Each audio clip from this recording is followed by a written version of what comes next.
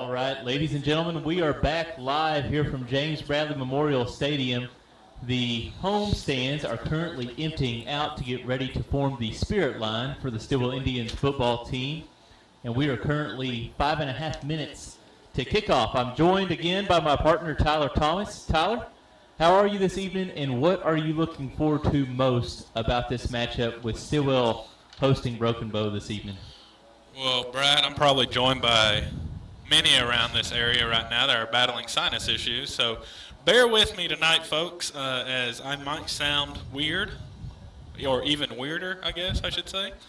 But, I'm looking forward to tonight, Brad. There's a lot on the line as Broken Bow, who's number 8 in Class 4A on the AP rankings. As they come into town, they make that 3.5, 4-hour drive up here. Stilwell hasn't had a meaningful game like this late into the season in a long time. This is a huge game, huge playoff implications as Stilwell is right there in the 5th spot right now, just on the outside looking in with Ada leading the way at 4-1, Hilldale 4-1, Poto 4-1, and Broken Bow 4-1. They're all got a considerable advantage in the points tiebreaker. So these next 2 games for Stilwell as they play host to Broken Bow and go on the road next week to Poto are huge. Working to Stilwell's advantage, though, is both the teams that they play in the final 2 weeks of the season, they both close out with Ada, who's currently number 1 in Class 4A4. So that works to their advantage. Brad, this Stilwell team is 5-3 on the season, 3-2 in district play, as I said, currently in that 5th spot. Stilwell secured the program's first 500 or better win or better season since 2017 last week with that OT thriller against Medill. And if you didn't have a chance to watch that game live or joined us on the broadcast, you missed a doozy. That was a fun game. Stilwell trailed by 14 3 times that game. And I was told by Greg Stilwell earlier this week that it is the first time in program history that Stilwell trailed by 14 3 different times in a game and came back and won. So it was not only a thriller, it was a historic win for the Indians. Stilwell seeks the program's first winning season if they can get that W tonight since 2007. That is also whenever they went to the playoffs for the last time. Coach Collins is seeking the best start as a head coach at Stilwell since Sam Clappin began his first season 6-3 in 1998. Clappin would finish that season 6-4. Yeah, and Tyler, this record and the amazing success that this team has had has really been catapulted by the offense that Coach Collins has put in place. Just kind of give you guys some numbers on the season. Stilwell's offense is averaging 27.6 points per game. Kanan Mink is 5th in Class 4A in passing yards with 1,078. He also has 9 touchdowns to 7 interceptions. He's also 8th in Class 4A in rushing yards with 654. Ethan Richards just right there behind him in 10th, Class 4A in rushing yards with 592. Dalton Christie, who, as we mentioned in pregame, will not be available tonight for the Stilwell Indians due to a leg injury he sustained last week against Medill, but he's 13th in Class 4A in receiving yards with 351. Ethan Richards is 5th in Class 4A in scoring with 80 points, 10 touchdowns, and this is crazy to even say, Tyler, 10 two-point conversions on the season. Absolutely. And, Brad, the key thing you told me right there is the number 1 target in the passing attack is out tonight. But with that said, we got some weather moving in. Absolutely. It could be one of those mud bowl type games, Brad, where whoever can get their ground game going the best may control this game, control the clock, control the ball, and find themselves with the win. Absolutely, and as many of you know, we already got approximately 4 to 5 inches of rain earlier this week, so this ground is plenty saturated. It will not take a whole lot of precipitation this evening to get this place muddy. On the defensive side, Brad, Stilwell is giving up 34.9 points per game on the season. Dustin Noisewater leads the team in tackles with 50. 7 Indian defenders have registered a sack on this season. Noisewater has 1 interception to go with those 50 tackles, and the defense has forced 9 fumble recoveries, or has 5 fumble recoveries on the season. So not a lot of turnovers forced in the air, but they are taking advantage of when the other team puts the ball on the ground, they're getting on top of it. Yeah, and a lot of those fumble recoveries are off of pressure that's being generated by Stilwell's front seven. Being able to get pressure on the team's quarterback. A lot of the times, Tyler, they're in the backfield before the handoff even happens. Just a quick overview of Broken Bow's season to this point. They are 6-2 on the season, 4-1 in district play. Their 2 losses on the year are to 5A number 3 McAllister by 10 and number 9 Hilldale by 24, which was just last week. That's a surprising margin of loss for Broken Bow. Now, they did beat number 6 Poto by 14, but their defense, Tyler, is giving up an average of 24.5 points per game, so that's something to keep an eye on as the Indians' offense averages 27.6 points per game. So we do have some interesting games of note in District 4A4 real quick. Of course, tonight we have Broken Bow at Stilwell. So the path to the playoffs for the Indians is, number 1, win tonight. You can do a lot of good for yourself by winning tonight. And then you need a lot of help from Ada, and it doesn't hurt if you can go down to Poto next week and just win that one too. But number 1, first things first, get the W tonight. One of the players, Tyler, that I'm really looking for to step up tonight in the absence of Dalton Christie is Trey Chukalate. We've seen Trey be successful in that slot area, being able to make catches over the middle. I believe he has the speed to beat somebody on the outside, and that's where Dalton Christie is dangerous and an effective weapon for Stilwell, is being that outside receiver that can beat his guy in a one-on-one matchup and go and get the ball. So I'm hoping to see somebody fill that void tonight for Stilwell. So Stilwell will be kicking off to begin this game. Broken Bow is back to receive. Broken Bow in the gold helmets, white jerseys, black pants. Stillwell in the red helmets, red jerseys, white pants. So they will be, the Savages will be starting with the ball going right to left on your screen. Kinley Catron will be kicking off for the Indians. She was the architect of that surprise onside kick that began the game last week against Medill. So here we go. The fans are rowdy. They're filed in here. It's looking good. A good crowd turnout from Broken Bow on the visitor side, and we are set to go here at James Bradley Memorial Stadium. We're waiting for the drummers that were performing at midfield to exit the end zone, and we will be set to go. We get the whistle from play from the head referee, and here we go. Kinley will be kicking off for the Indians. It is a little pooch kick right over the head of number 11 for Broken Bow. It will roll out of bounds, and the Savages, I believe, will be starting from the 35-yard line or the 30. Let's see where they walk it up to. Looks like they will be going to the 35-yard line. Yeah, 35. So the Indian defense comes onto the field for this first possession of the game. Broken Bow. Brad, I'm not familiar with the offensive attack for them, but if I'm guessing, based on every other team we've seen this year, shotgun. I would imagine so, Tyler. It's a rarity anymore that you see a team line up with the quarterback under center. So number 2, Christian Brumley will be quarterbacking for the Savages. A big kid in the backfield. They send their running back in motion. He drops back to pass.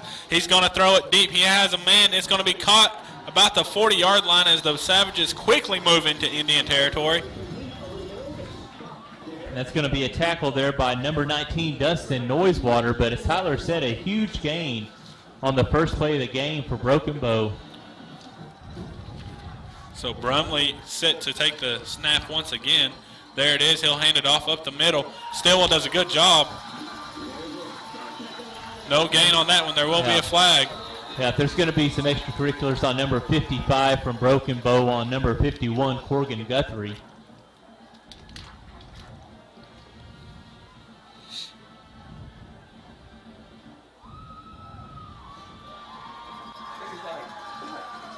It will be against the Broken Bow Savages as they will walk that one off for a 15-yard loss. That'll make it second. Or was it a dead ball foul or?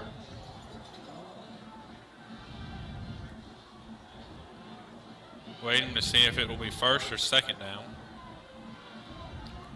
Looks like it was during the play, so it'll be replay the down, I believe. First and 25 for the Savages as they back into their own territory. I think they're Man, asking for a correction. I think it might be second down here. Yep, second down. It was after the play. Yeah, so it was a dead ball foul. It is 2nd and 25. Brad, I see this uniform combo, and I just get all kinds of Colorado Buffalo feels. He's getting a little nostalgic on me, people. So here we go. Brumley in the backfield all alone. He'll take the snap, low snap, but he's able to corral it. He's going to throw it over the middle. It is caught by the running back, number 21, Camden Rogers. Speed, yeah. And he will be tackled at about the 20-yard line for the Indians. We got a flag in the backfield. Either holding or roughing the passer. We'll see.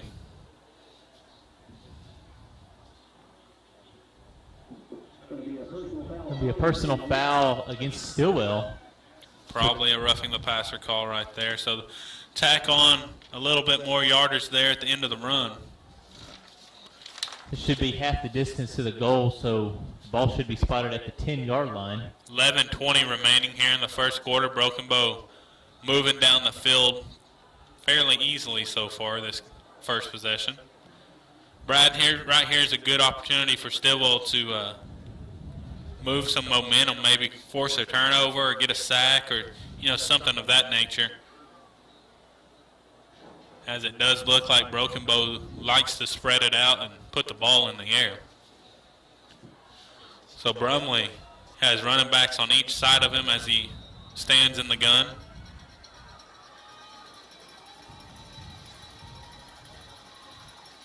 Snap there, fakes the handoff. He's going to have the man leak out in the backfield right there.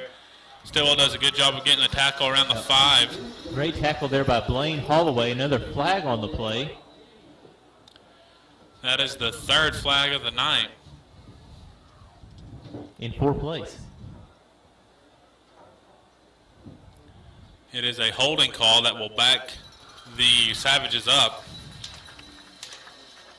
So now it'll be 1st and 20. Ball on the 20-yard line. I'm sorry, 15-yard line.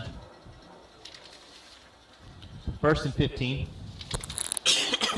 Enforced from the spot of the foul, it appears.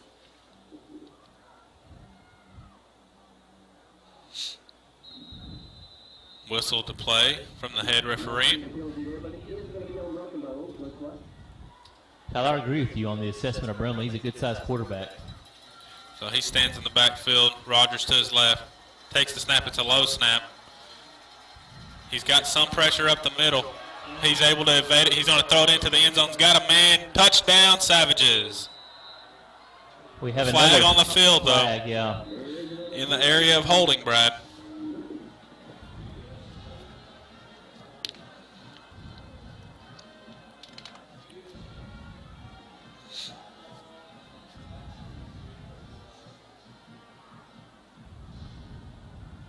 He's talking to the Broken Bow head coach, so not sure. It may not be a holding call.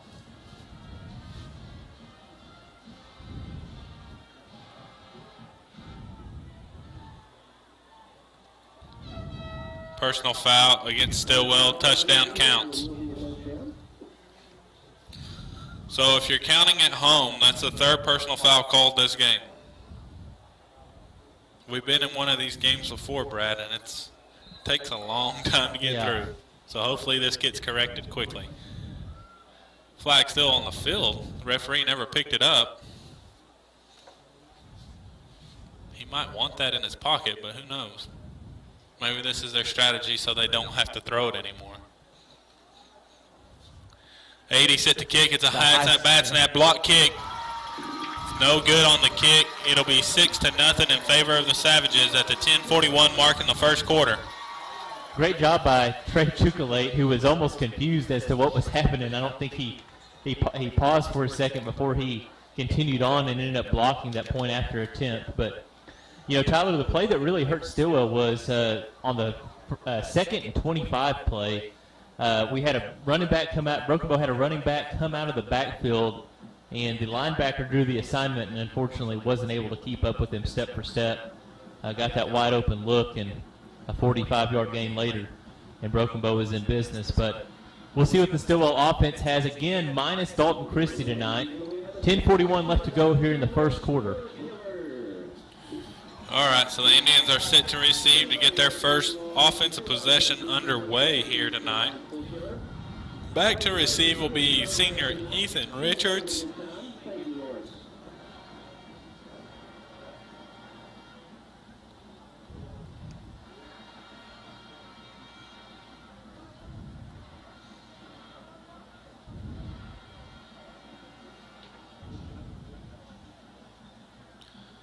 Broken bow getting set to kick off. Some kind of rowing the boat motion there by the kickoff team.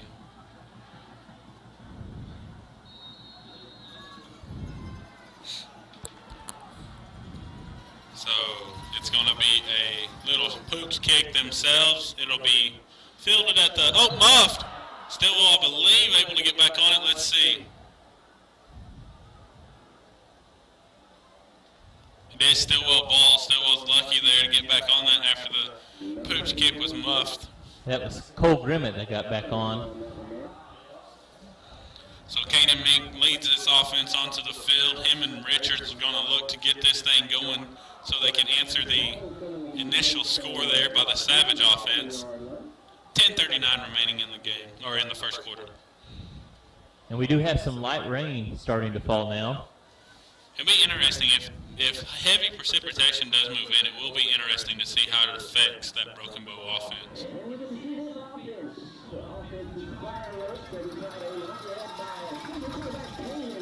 So Kanan set to take the snap. Back to him. It'll be a QB run up the middle. Not much there on the first run of the night. About a gain of 1, maybe 2.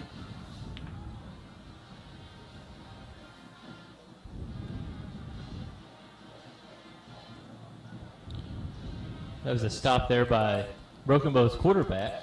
Brad, it's hard to say something this early in the game is critical, but it would be nice to answer this Broken Bow team with your own score right here. Hand off to Richards, going to the right side, cuts it back, almost breaks a tackle, but he will be dragged down for a gain of about 3. Gets a couple of yards there on the carry. So bring up 3rd and about 6 on the play.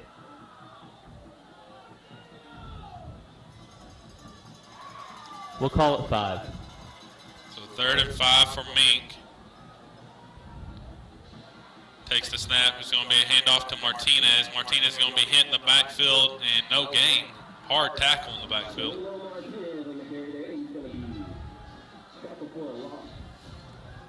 So it brings up a 4th down, a 4th and 5. The punt unit comes on now for Stilwell. Approaching the 9-minute mark here in the first quarter. So offense unable to score on their first possession. Defense will retake the field after this punt. Mink back to punt this one away. He will send it. Nice punt, end over end. Fielded about the 40-yard line. Good tackle there by Trey Chukalate. Gain of about 4 on the return.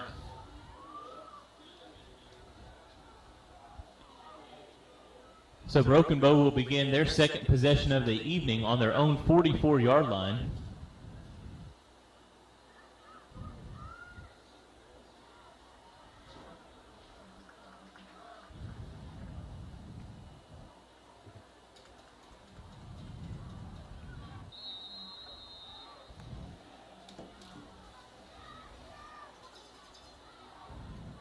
So Bremley will lead this offense back on the field. Big defensive possession here for the Indians as they really need to get a stop.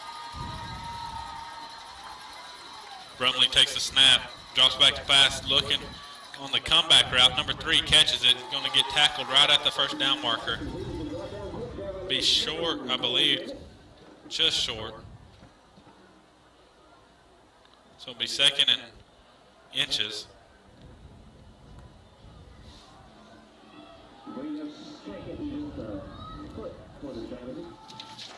Number 3, Whitfield, feeling the effects of that one, I feel. Caught there by He's Trey going to Chukalate. the house, folks! Interception! And no one is going to catch him. He read that like a nighttime book. And that is the play you needed, Tyler, to kind of turn the momentum around in this game. After an early score by Broken Bow, your offense isn't able to get anything done. Chukalate put some numbers on the board there for you with that interception. My goodness, you couldn't have read that one any easier if you were a preschool teacher looking at a Dr. Seuss book. Great job by Trey Chukalate to jump that route, Brad. Great anticipation. Great understanding of what Broken Bow was trying to do on that play, Tyler. They will be going for 2 right here, sending a player late onto the field.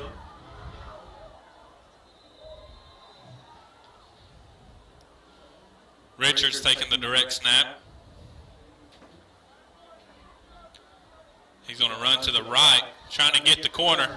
He's going to be close. No good. Stopped right at the line. So it will be 6-6 with 8:18 remaining here in the first quarter. Stilwell, the defense comes up big on the second play of the second possession. And then they'll be right back at it again. Now, Brad, what you got to be careful for and be aware of is what Broken Bow does to counter that aggressiveness. Because Broken Bow may come right back to that same set, that same look, make it look like they're going for that little screen bubble route and try to sneak something behind the defense. So I love the aggressiveness from the corners. They need to maintain their aggressiveness, but they got to be able to trust the safeties on the back end. Kenley Catron getting set to kick off for the Indians.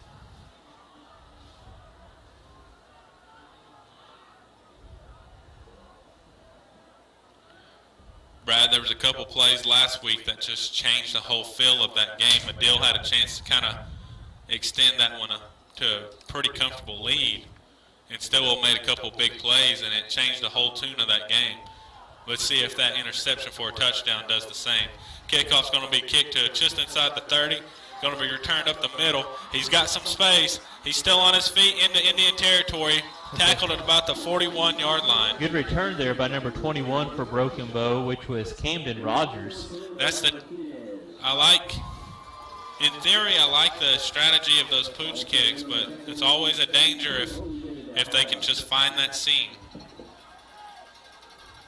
And with the type of speed Broken Bow has, that danger gets a little bit exasperated.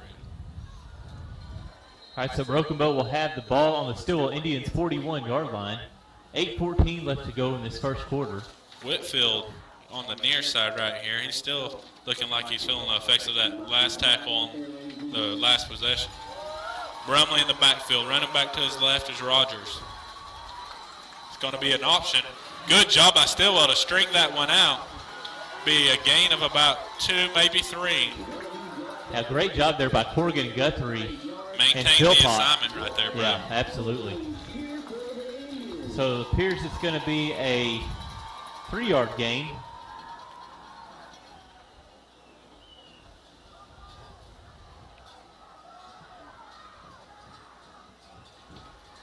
We'll call it 2.5. Bring up 2nd and 8. Low snap again. Pressure up the middle. Missed holding call. Nobody stayed home for Brumley. And he's going to get down the sideline inside the 20, inside the 15, I believe. Brad, there was a blatant hold up the middle, and the ref just did not see it. I believe it was Putnam that split that double team, and both guys had a handful on them. 7:31 remaining in the first quarter here. Savages on the move once again. Take the snap, handoff up the middle. Stilwell able to shut it down for about a 5-yard gain, it looks like. Yeah. 7:20 remaining now. Call it 4.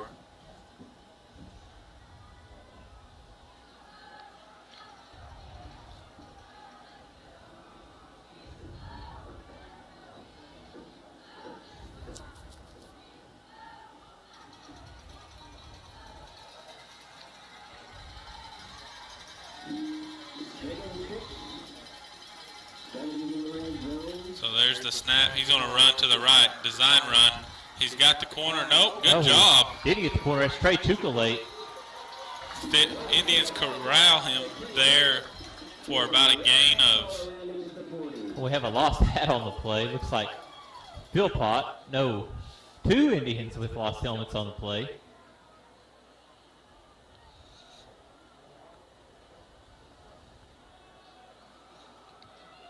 So bring up 3rd and about 3.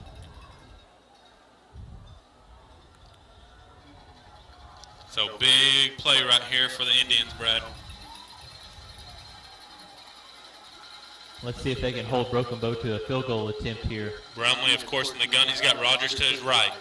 It's going to be a low snap. Gets by him this time. He gets on it. It will be a 4th down, Brad. A big break there for the Indian defense. You knew at some point, Tyler, yeah, the it's been low all night. Going to come back to bite you. So looks like a field goal attempt for the Broken Bow Savages here with just under 6 minutes left to go here in this first quarter. And, I think the light rain or light drizzle that we're getting makes that a little bit worse. I think you're able to handle it a little bit better in a heavy downpour rather than this lighter rain. Absolutely. So here's call it a 32-yard field goal try. Oh, bad snap again. They're going to get on it, and Stilwell will take over on downs at the 30-yard line, Brad. So 2 bad snaps in a row to the misfortune of Broken Bow gives the ball back to the Stilwell Indians on their own 30-yard line. And you could call it 3 because the extra point snap off the touchdown was also bad and allowed the blocked kick or blocked extra point. So Stilwell offense gets their turn on the field right here. This is their 2nd possession of the night. Let's see if they can take advantage of this turnover on downs opportunity. Mink will be in the backfield. He will have Philpott to his right. Takes the snap, going to drop back to pass. He's got the screen set up for Richards. Richards makes 1 cut. Oh, man, he almost had a nice cut back to the sideline, Brad. Yep, but it'll be a gain of 5 there. If he's able to make that guy miss, he's off and running. I like the play design. Good fake with motion to the opposite side of the field, Tyler, before coming back to Richards. I think you got to be creative tonight in how you get the ball in his hands for sure. Especially with Christie out. Well, we talk about Richards becomes that much more important. And we talk about the speed for Broken Bow being an advantage, but you can also make it their disadvantage by running a lot of misdirection. Yeah, you can neutralize them because they'll be over eager in their pursuit. So rolling to his right, he's looking to throw. He's got a guy overthrows just a bit. Hit, but no flag. So bring up 3rd and 5 for the Indians. Ball on their own 35-yard line. So big 3rd down here for the Indians. If they can pick this up and keep this drive alive, as we said at the beginning of the game or before it, key tonight is maintaining control of the ball, maintaining control of the clock. The one who controls the clock probably wins the game tonight.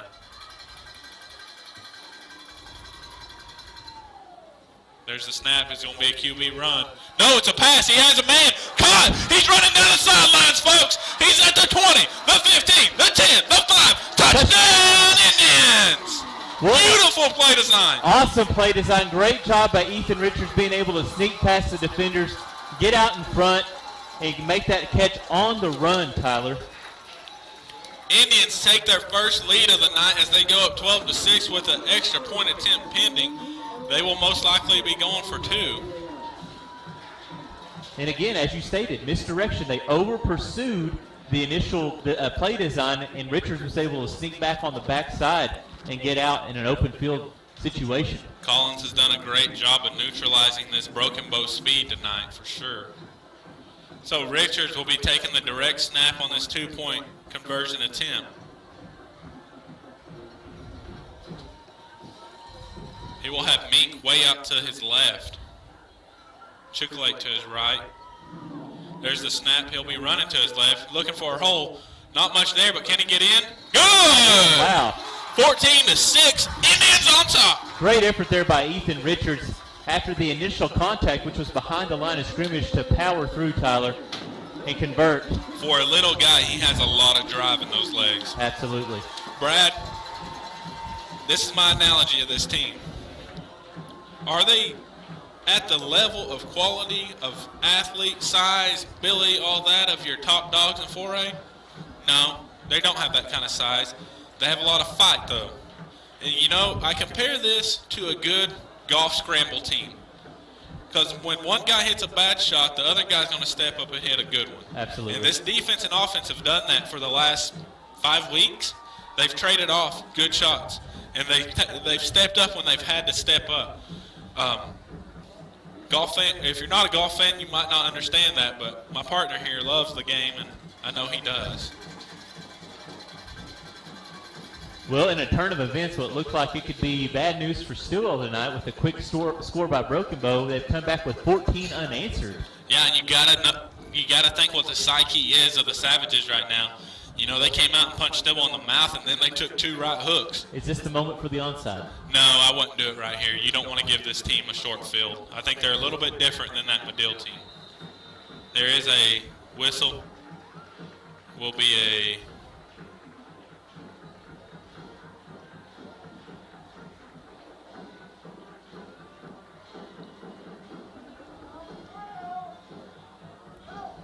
have a whistle. We're going to have a timeout, Stilwell.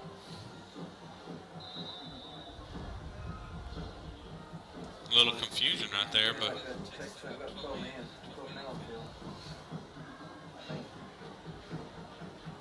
So it looks like the Indians may have had 12 men on the field prior to the timeout. Kicking that ball off, so explains why the timeout was called by the coaching staff of the Indians. 4:18 remaining here in the first quarter. Stilwell up by 8 with that 14-6 score. Brad, as we said, the path to the playoffs is number 1, you got to win tonight.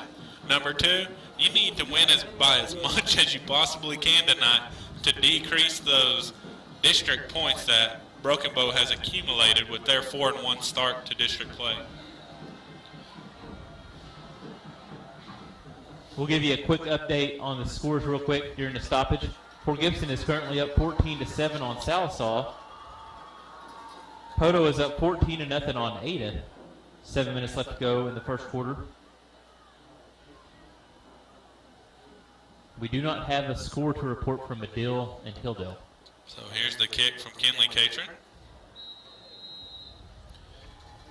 Little pooch kick down the middle of the field, going to be fielded. Good tackle there, just inside the 40. Yeah, great job by Tolino Martinez to get off his block and make that tackle.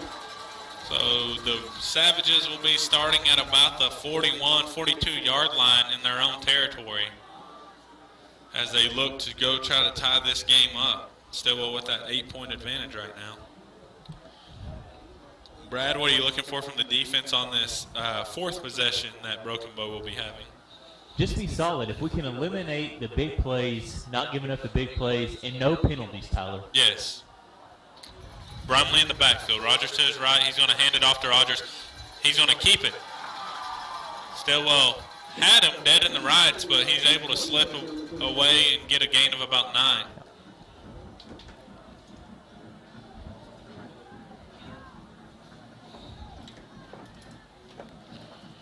So it'll be 2nd and 1 for the Savages as they move into Indian territory. 3:45 remaining here in the first quarter.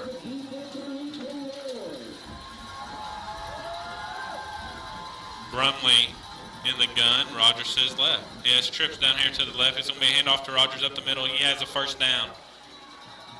Going to get a gain of about 7, maybe 6, somewhere in that area, but it is a first down. You have an Indian defender on the ground. That's going to be number 51, Corgan Guthrie. Injury timeout for the Indians. Adam Carter, one of the first of the staff to run onto the field to check on Guthrie. Brad, I'm going to say, Adam looks like he could suit up tonight.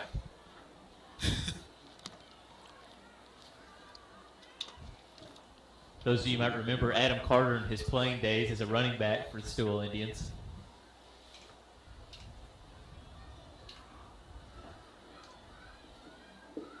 Hate to see a senior go down tonight. We pray he gets back. We do appreciate our Broken Bow Savages respecting injured player, and we thank the Broken Bow fans for making the drive here to Stilwell. We appreciate you. You know, Broken Bow fans do have a good turnout tonight. considering it is it's about close to a 4-hour drive, Brad, and it's a windy road. It ain't like you can hop on an interstate and get there. Yeah, and I hope next year Stilwell fans will be able to make that drive down to Broken Bow to cheer on their Indians. Yeah. Stilwell will be on the road for their finale in the regular season next week as they will travel down to Poto. So that'll be Poto's senior night. I'm sure kickoff will be somewhere around 7, maybe a little later. So you could leave Stilwell about, cut out a little early. Get out here about 4:30. Stop at Wild Horse. Get you some barbecue. And get on down to Poto for a big-time football game. Speaking of the Pirates, Tyler, that score, 17-0, they're up on 8, is really shocking to me. Especially after how they performed last week against Broken Bow. Broken Bow just handled them. And not even last week, but, Poto's, without watching the games, they've been struggling the last couple weeks just looking at the box scores.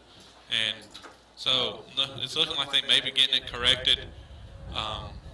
I wish they were coming to town this year, but I'm glad we'll get to see them here next year because they do have a kid that is a big-time recruit that even OU's looking at, so I'll be excited to watch him play. So we're waiting on Corrigan Guthrie, who is walking off with some assistance here. Yeah, hopefully the kid's okay. Prayers up for him. Brumley will be in the backfield all alone. Trips on the near side. Now he brings number 5 in motion. Takes the snap, it's low again. Pressure up the middle. They're going to get a face mask, I believe. Be a face mask there on number 77, Blake Crozier. Hand a little high.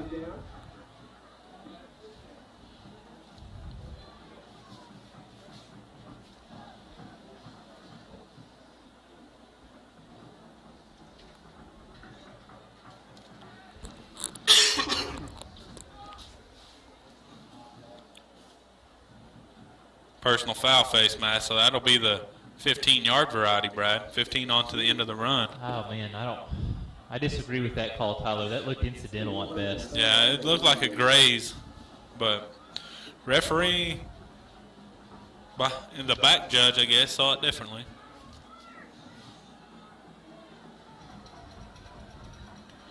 So Brumley will stay in the gun. He's got trips to the right. He's got 2 down here to the near side.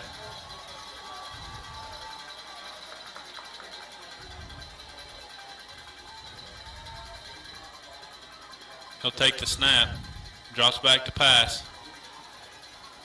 He's throwing it deep. Overthrown in the end zone, no good. Bring up 2nd and 10. I don't see any laundry on the field, so.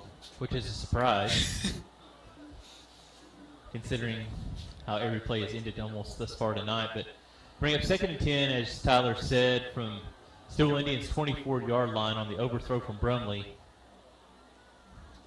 And Tyler, he seems like a pretty accurate quarterback from what we've seen so far. I think Stilwell's probably going to have to start bringing a little bit of pressure on him. Yeah, you're going to have to rattle him a little bit. It'll be a handoff up the middle. Good job by the Indians to stuff that one right there. That'll bring up a 3rd and 10, Brad. Chain gang needs to get in tune with the scoreboard as they still got the number 1 on the thing. So it'll bring up 3rd and 11 now. 3rd and 11. There you go.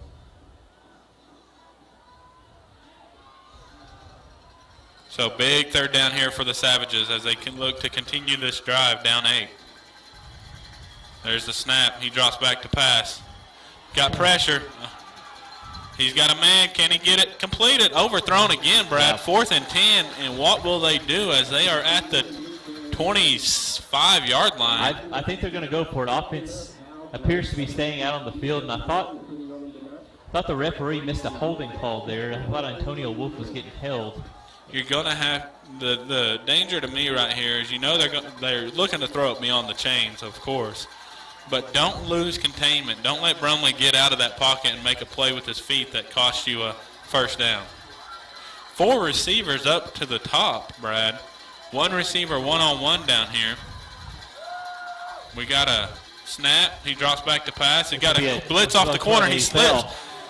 They're able to corral him, though, as they will get the sack, and it'll be a turnover on down. Great job by the Indians. What a team effort there by Blake Crozier, and I believe that is Tony Wolf. Number 4 with the corner blitz. That is Lucas Stanley, the sophomore, Brad. He's the one that really got Brumley jittery there in the pocket and allowed the big boys up front to corral him. So Stilwell will take over at the 35-yard line with 2:04 remaining in the first quarter, looking to add to their 8-point lead. A great job there by the defense, forcing turnover on downs from Broken Bow. We got trips to the near side. You got Grimmett going up top. There's the snap. It'll be a option to Richards. He's going to get a few yards out of that. Lowers his shoulder, about a gain of 3. It'll be 2nd and 7 for the Indians. Inside 2 minutes here in this first quarter. It's been a slow-moving first quarter so far. And as Tyler and I have mentioned, with a lot of penalties, it typically slows the game down quite a bit. Also, Broken Bow, very pass-happy offense, so a lot of stoppages there. All right, so it'll be Bink from the shotgun formation, 2nd and 7. Drops back to pass. He's got pressure off the corner. He's going to run it. Oh, jump pass. Caught! He's going to be short of nope, he's still fighting. He'll be short, about 1 yard short of the first down. Dangerous throw, Brad, but he makes it work. Great strength there by Kane and Mink to still get that ball off. That's a lot of core strength right there. Absolutely, and it brings up a 3rd and manageable now for the Indians. 3rd and 1, ball on their own 44-yard line. Marine Corps, Army Corps. So here we go. 3rd and 1 for the Indians. He's Mink in the backfield. Philpott to his right. Look for the QB draw possibly right here. Chukalate's in motion. They're going to give it to Philpott. Philpott up the middle. Great run First there by down. Philpott. He said, give me some of that. Gets him to the 50-yard line. Moving to the 32nd mark here in the first quarter. Stilwell will have to run one more play. I really feel like, Tyler, running in the interior area of the field is where we can have some success tonight against Broken Bow. Hand off to Richards. He's going to try to kick it outside, cuts it back to the middle. Gain of about 1, maybe. So that'll be the final play, most likely, of the first quarter. Indians will probably change direction right here as the quarter winds down, nursing that 8-point lead, 14-6. Coach Collins appears content to let the clock run down. And I don't blame him. You want to limit any opportunities Broken Bow can have tonight.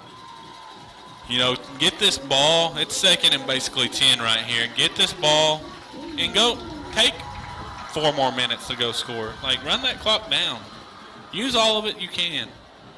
Because remember, Stilwell does get the ball at halftime. So if you can take a big advantage right here, that'd be huge. I agree with you, Tyler. The more methodical that Stilwell can be on their offensive possessions, the better off it will serve them in the long run.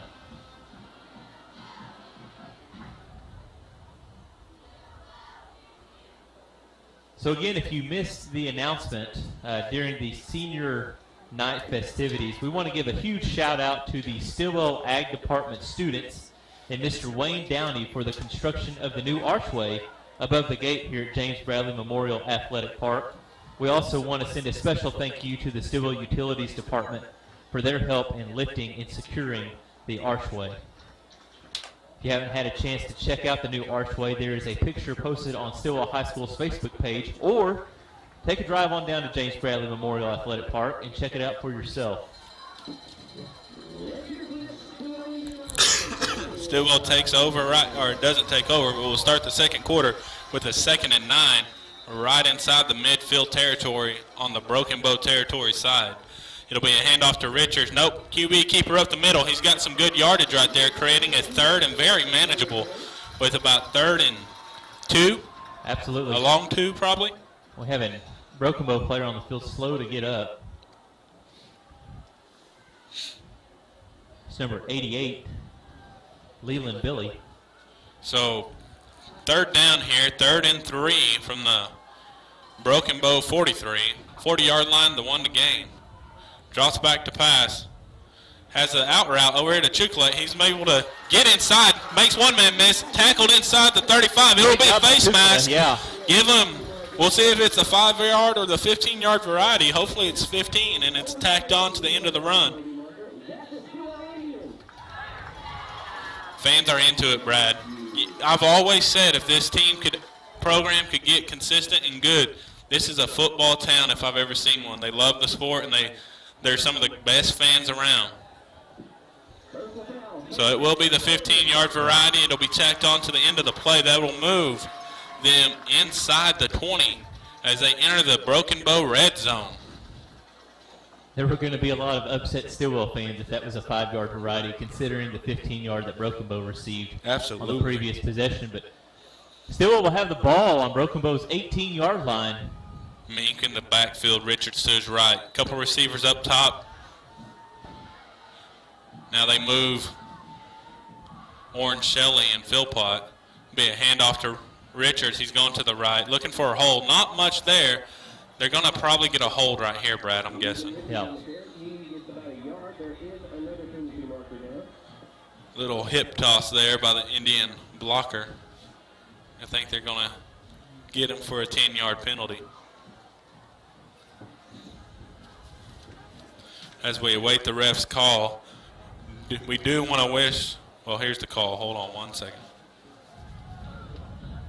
So it is a hold on the Indians. It'll be a 10-yard penalty from the spot of the foul, which appears to be the 21-yard line. So the ball will be backed up to the 31-yard line. So we do want to take a moment to wish good luck to Emily Cruz and Braden George as they will compete tomorrow at the cross-country state meet in Edmond, Santa Fe. So good luck to them. Bring home some hardware. Mink over to the left. Still running. Broke a couple tackles. He gets it inside the 30. Yeah, and a little shove out of bounds. I was waiting to see if the official threw his flag, but he didn't. So first and 23 was that play, and we'll see where that gets them to on this one. Looks like they got down to about the 28, so be 2nd and 19 is what they're giving him. Mink in the gun. Richards to his right. Why is the clock stopped? Ran out of bounds. There we go. Little screen play to Richards up the middle. Yeah, he got hit in the face mask and no call there. So. No call on the face mask. Inside the 25. It'll be 3rd and a long ways. Should be about 3rd and 15 now. So, you know, Brad, right here you're looking you want an 8-yard, 7-yard gain minimum, giving yourself a chance to have a full array of plays at your disposal on the 4th down. Mink drops back to pass, looking. He's going to unload it. He's got a guy dropped along the sideline. It'll bring up a 4th and 16, it looks like. 10:29 remain here in the first half. And I mean, I think you go for it. Yeah, at this point, if you turn it over on downs, it's still the worst field position that they have started with. Well, exactly. And if you even try to do a little pooch punt going to the end zone, you have a net gain of 4. Right. So it looks like Coach Collins is going to burn his 2nd time out of the evening and design a play here for the Indians on 4th and officially 16 to go. Looks like the Stilwell Spirit Squad is introducing the new mascot tonight, Brad, as the Bison is roaming the sidelines for the Indians.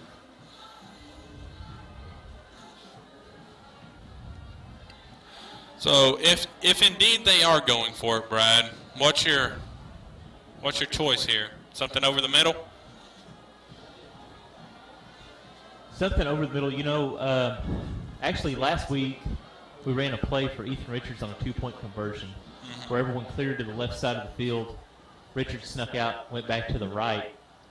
Some sort of misdirection like that to get Broken Bow moving in one direction. Now the issue with that play is it's a long developing play. Yeah. So your line has to give Mink time to throw the ball. Mink's over here on the sideline. Adam Carter looking at him. It's never a good sign. Coach is talking to him. Appears that they're massaging that left shoulder.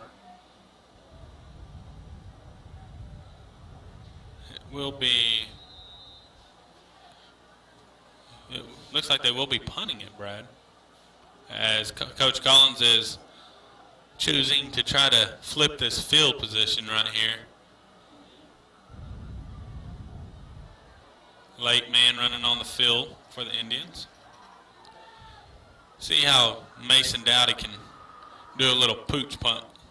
There's a nice little, well, it will be fielded. It goes right to the big guy, who's now rumbling down the sideline, and he gets it to the Oh, man, and that was a hit put on him by Blake Crozier. 28-yard line for the return, so it will be a net gain of -4, Brad. Yeah, and that was a little too soft from Dowdy on the pooch punt. Yeah, little too much finesse on that one.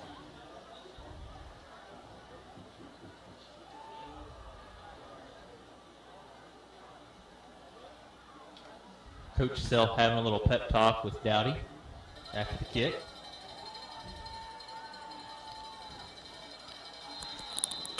So Brumley set to take the snap. 10-16 remaining here in the first half. Broken Bow down by 8.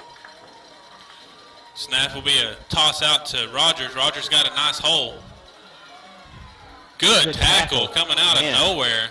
I think that was Holmes. Yeah, Talon Hawk Holmes put the wood on Rogers. Be a gain of about 5, so it'll bring 2nd and 5 up. It looks like he had a lot of territory to be running out there, and Holmes closes fast. Brumley will still have Rogers in the backfield with him.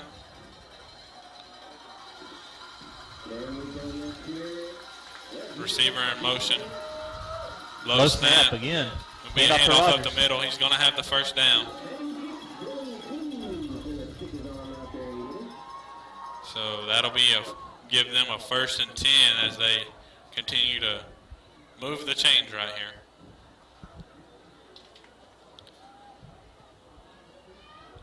The typical drive, other than that interception, has been Broken Bow having some early success, and then the defense coming up big as they get closer to the Indian territory or deeper into Indian territory.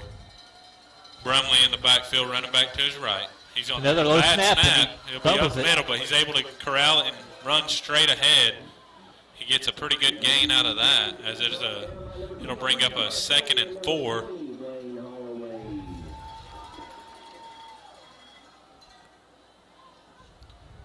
Ball at the midfield line. Brad, even if they were to go score, I'm loving that it's taking this much time in between plays. Oh, I agree. So bring up 2nd and 4 now, ball on the 50-yard line. Bad snap again. It's going to be a toss out to the right. Oh! It will be a first down run for Rogers. Number 25 was coming on a line there. That is Malachi McNack. I thought he was going to make that play. Just mistimed it by a half second, Tyler. So bring up 1st and 10, ball on the Stilwell Indians 35-yard line for the Broken Bow Savages. So they haven't really went to Whitfield since that comeback route they threw right before the interception. So I'm wondering whenever they're going to try to go back to him, as he was their main target early on. They're going to throw the comeback route again. Bad throw there. Going to be incomplete. 2nd and 10 for Broken Bow. Yeah, and Whitfield still doesn't look right, Tyler. As you can see, he's walking back to the huddle. That hit he took into the knee, it affected him. Now, he could be playing off pure adrenaline. We saw that last week with Dalton Christie, who's out this week with the banged-up knee. He got hurt in the game, but was still able to come back and make some really big plays for the Indians down the stretch. Brumley in the backfield. Rogers to his right. Receiver comes in motion. It'll be a handoff to QB keeper. No one there. They lost containment as everybody looked to the inside. He's still running, still on his feet. Touchdown, Broken Bow. And too many people, Tyler, instead of trying to get the tackle, we're trying to strip the ball. Yeah. And the entire front 7 crashed in on the running back, and he just had a big-time lane to run through right there. Well, Broken Bow had set that up earlier in this drive by giving the Rogers on consecutive downs multiple times. So The defensive staff's probably going to be talking to whoever that man is that's responsible for containment right there, whether it's the defensive end or a linebacker or whoever. Somebody lost containment as they bit to the inside. Now, I know that player wouldn't be guaranteed to make the play, but you'd have a lot better chance. Brumley all alone in the backfield as they go for two. They're looking to throw it back across the middle. It will be caught and good, so tied up at 14. There is a flag on the play. See what the call is. Legal man downfield. Stilwell will definitely be accepting the penalty as it'll back Broken Bow up.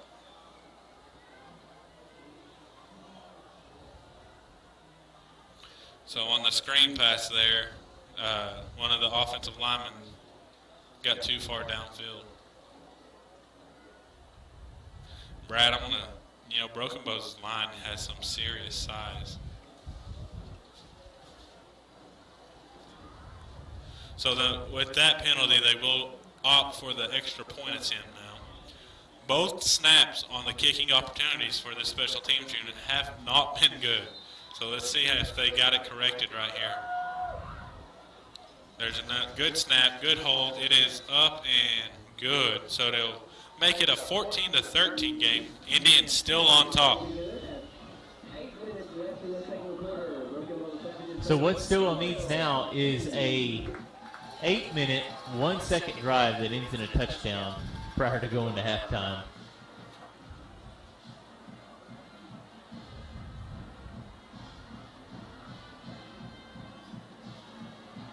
But as we talked about, Tyler, there will be some things that the defensive staff will work with the players whenever they come back from the sideline as far as keeping containment the next time Broken Bow has the ball. And then the interesting thing for Stilwell coming out now on offense is what is the availability of Kane and Mink? We saw him in that last drive as Stilwell opted to punt on 4th and 16 deep in Broken Bow territory, that Mink was not available to go out on that play, which may have been the reason why Coach Collins opted to punt. He's got the helmet on, strapped up, standing right next to the head or to the coach. So I think he'll be all right. I think we'll see him back on the field. Positive is they were looking at the left shoulder. I believe he's a right-handed QB, correct? Correct. So it's not the throwing shoulder, even if that was the injury. Pooch kick there by the Savages. Fair catch called for. Fielded inside the 30-yard line. Good catch there by Cole Grimmett. That's a tough catch to make, Tyler, while you're backing up. Yeah. Ball coming almost straight down on you. Quick update on scores around Class 4A4. Hilldale is currently leading Medill 10-0 in the second quarter. Sallisaw and Fort Gibson are tied 14 apiece in the second quarter. And Poto is up on Ada 20-0 in the second quarter.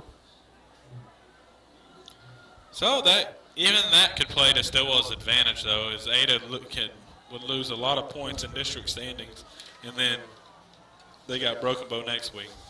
Richards cuts it back. Richards. He's trying to get some yardage out of that. Still going. He gets about 9 on the carry. He ran 30 to get 9. It was incredible, the effort there from Ethan Richards to going to officially give him 8.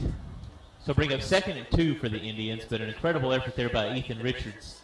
Clock is ticking away, about to be under 7.5 minutes left to go in this first half.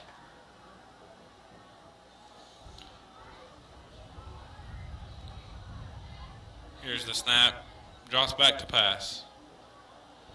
Over the middle, got Richards. It's complete. Will be a first down as he gets into Broken Bow territory. Good throw there by Mink. Great throw and great matchup opportunity there for Ethan Richards. If you can get him on a linebacker, Tyler, I like our chances all evening long. Yes.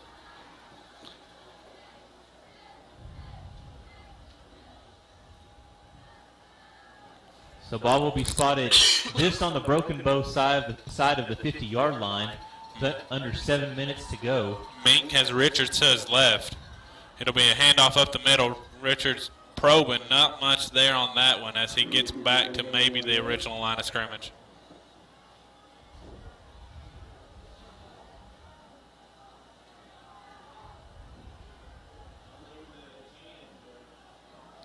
So it will be second, and they're calling it 10. So second and 10 from the 49-yard line.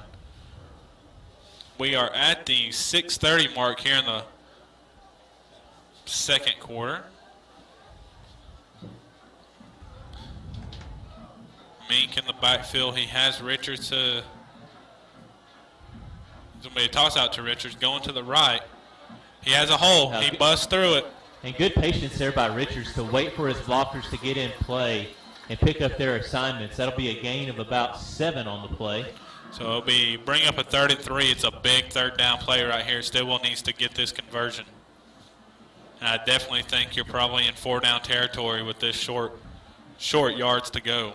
I would agree, and the clock is now under 6 minutes left to play, which is what you want to see if you're a Stilwell fan. Keep that clock running, continue positive plays on offense.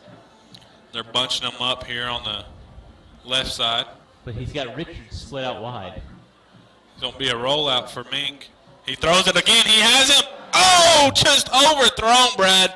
Perfect play design. Leaked Richards behind the defense again and just a bit overthrown. He needed to throw that one more toward the sideline. Yeah, and Whitfield is furious with his fellow defensive backs on that side of the field, telling him you cannot let Richards get that wide open. Indian defender down. This is Mink down again, Tyler.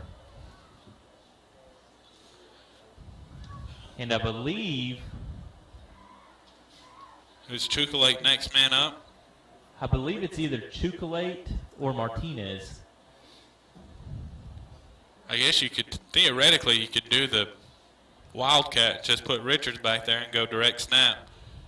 I think you would have to incorporate that to some extent if he is indeed out for any length of time during this game. I agree, but I don't think you can. I mean, you're basically telegraphing your offense to Broken Bow if that's all you. Holding his ribs. I think he'll probably be okay. We're not down there to know for sure, obviously, but just looking at everybody coming off the field, there doesn't seem to be a ton of concern. So 4th and 3. I think I'd run my 2-point conversion play right here, Brad. Yeah, but Stilwell is going for it. Quarterback on the field will be number 28, Juan Martinez. He is a sophomore. Tough play to come in for your first play of the game on a 4th and 3. Takes the snap. It'll be a handoff, reverse play now. Can he get there? Nope. It'll be a turnover on downs. Chelino Martinez was the ball carrier. Unfortunately, just cleat slipped a little bit whenever he planted. Tough break there for the Indians as Mink got hurt on that previous play and had to sit out that one. But Brad, that play once again was right there on the 3rd down play. And if he could just put that a little bit more toward the sideline, I think Richards runs underneath it and has 6.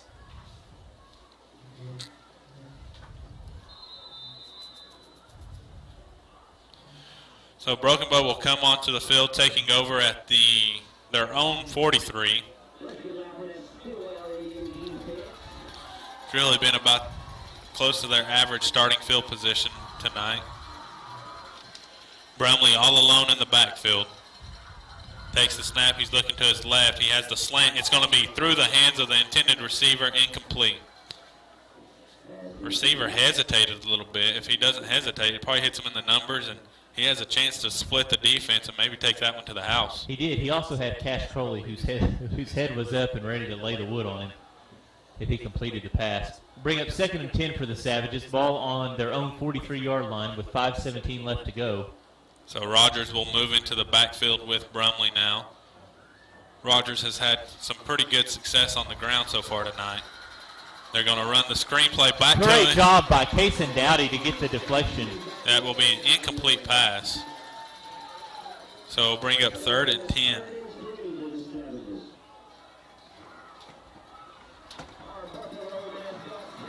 Great job by Dowdy, Tyler, on reading that play design and backing off of his guy that he was engaged in with and deflecting that pass. PA announcer Kanan Duncan asking for the fans to make some noise here inside of James Bradley Memorial Stadium. Big time third down. They got 4 receivers here on the near side. One-on-one up top. Yeah, they got Whitfield on one-on-one up top. They're going to look. Nope. Yep, they are looking Whitfield's way. They have him. It's going to be short hop. Yep. 4th down. It'll be 4th and 10, and you think they got to be punting it as they are in their own territory. They are bringing the punt formation out on the field. So great job there. Great defensive stand by the Stilwell Indians. 5:08 remaining here in the half. Stilwell up 14-13.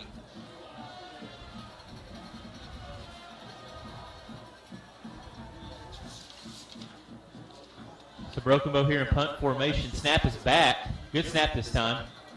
Kick is up, and it's a good one. Be fielded here by... Cuts it back. He has it down the sideline. He's still going and will be tackled out of bounds close to the 35-yard line. It looks like they'll mark him out at about the 32. So it'll be Stilwell's ball at their own 32 with 4:54 remaining.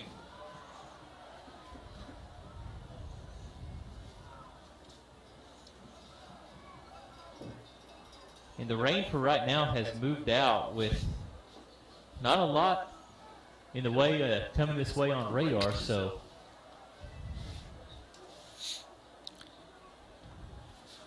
Mink is back on the field for the Indians. That is good news.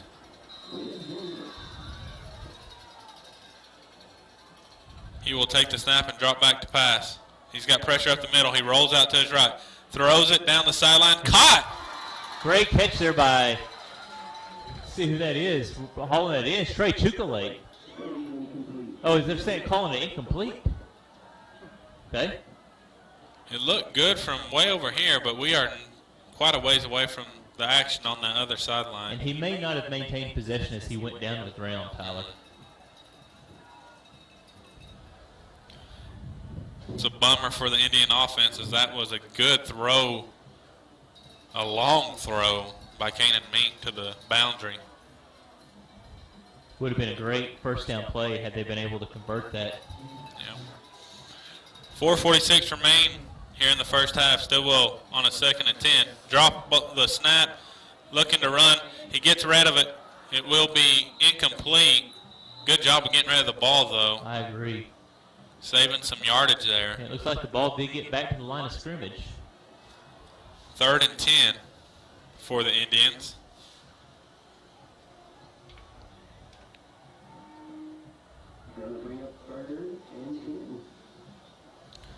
I wonder if you look at the same thing you've had success with Richards for right here, but you send somebody else deep this time. Maybe Chukale. There's the snap. He drops back to pass. Cole Grimmett's way. He's got the comeback route. Caught along the sideline. First down, Indians. Great job by Cole Grimmett. Little toe tap along the sidelines. About somewhere in between the 44 and the 45. Great play design, and Kanan Mink and Cole Grimmett were in sync on that play.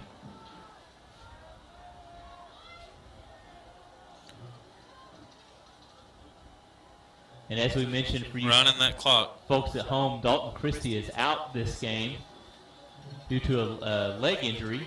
13 on the play clock for the Indians. So Kanan Mink having to explore other options. 4:32 remains in the half. Snap back to Mink. Drops back to pass. Got the screen to Richards. He's got someone. Makes one man miss. Able to cut it up and get close to the line of scrimmage. Might have should have got north and south a little quicker right there, Brad.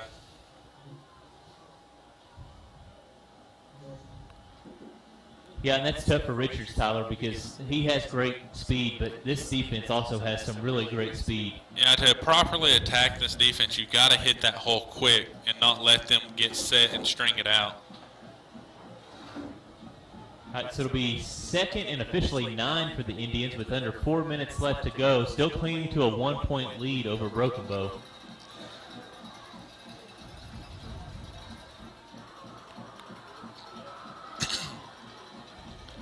So here's the snap up the middle. He's fumble. Okay, Kanan Mink lost the ball and Broken Bow got back on it. Yeah, Broken Bow did get on that one. Somebody got their hand in there and knocked that one free as he got right into Broken Bow territory. So it'll be Broken Bow's ball, be 1st and 10 on their own 46-yard line with 3 minutes and 36 seconds left to go here in this first half. Unfortunate turnover there for the Indians as they were driving, and we're hoping to finish this half with a score. Yeah. Defense will have to step up now as we have 3:36 remaining in the first half. Hey, they've scored once already in this game, Tyler. You can definitely do it again.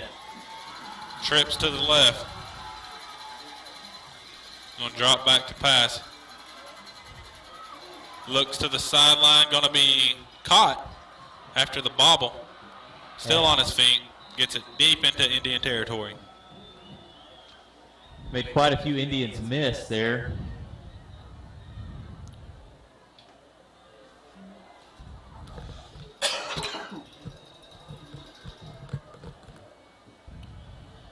Brumley in the backfield with Rogers. He has Trips to his right.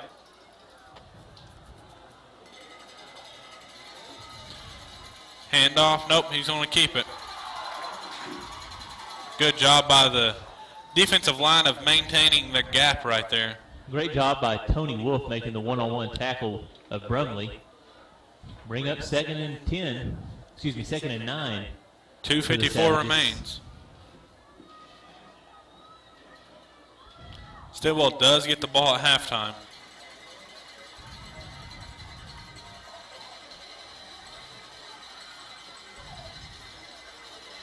Going to drop back to pass. He's looking deep. Good job by, it looks like Talon Hawk Holmes knocked that one free. Yeah, Talon Hawk Holmes over there on Whitfield, who we can clearly tell is Brumley's go-to target, Tyler. Definitely. But he hasn't looked 100% since that early tackle in the first quarter. So 3rd and long, 9 officially. 2:32 remains here in the first half. Big 3rd down play. You got to believe Broken Bow's in 4-down territory right here. Takes the snap, going to drop back to pass. Looking into the end zone. He's going to be caught for a touchdown. And that is Whitfield on the reception. That was a fantastic throw by Brumley. Hit him in stride. It wasn't not awful coverage by the Indians either. No, it wasn't, Tyler. Just a better play there by Brumley and Whitfield getting that connection to put Broken Bow ahead by 5 pending the point after attempt. You think they'll have to go for probably 2 right here, try to push that to a 7-point lead. But no, they're bringing the kicker on the field.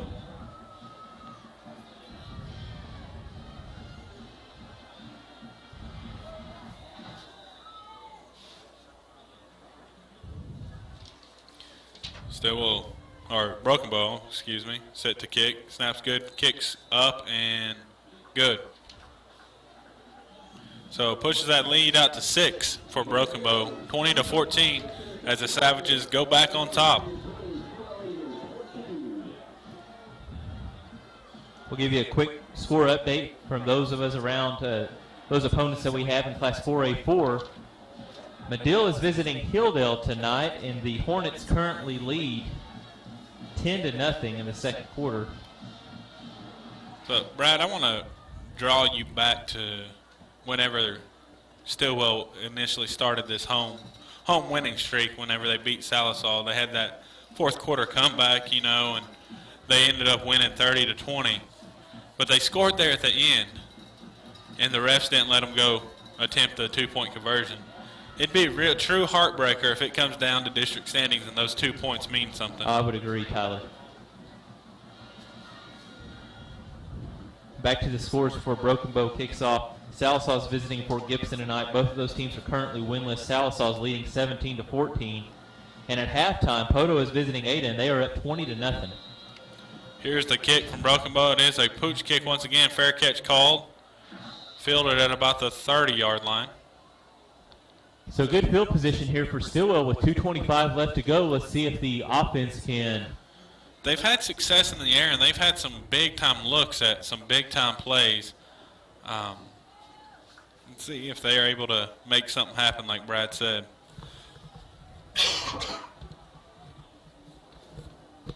Holy cow, there's a Chucky in the audience. And that's Stilwell offense making their way on the field. Let's hear it for the Stilwell Indian cheerleaders.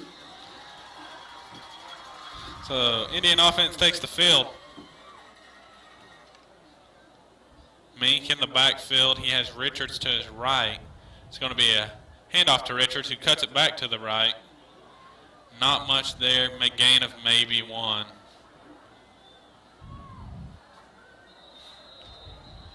Going to get a timeout by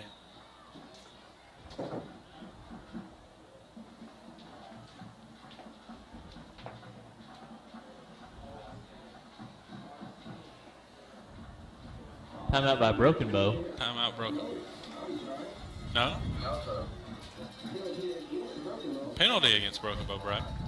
That's sportsmanlike conduct. Huh. Free 15 yards nonetheless. So it will move it to the 44. Stilwell gets some free yardage there, and could be the boost they need to maybe put something in the end zone before halftime.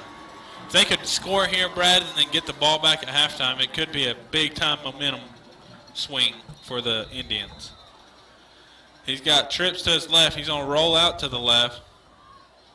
He's got no one there. He needs to get rid of it. He does, but I don't know if that got back to the line of scrimmage.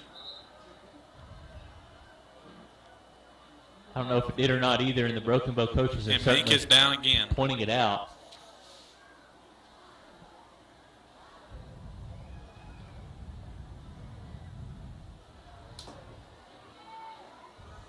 He's back up and going back to the huddle. Referees are talking. Let's see if they pull the flag.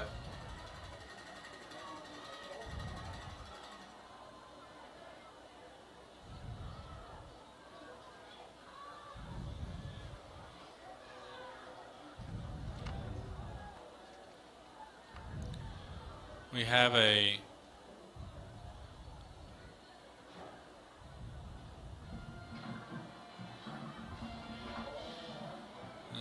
refs are still talking. They moved the ball back. So I'm going to guess they're going to call intentional grounding.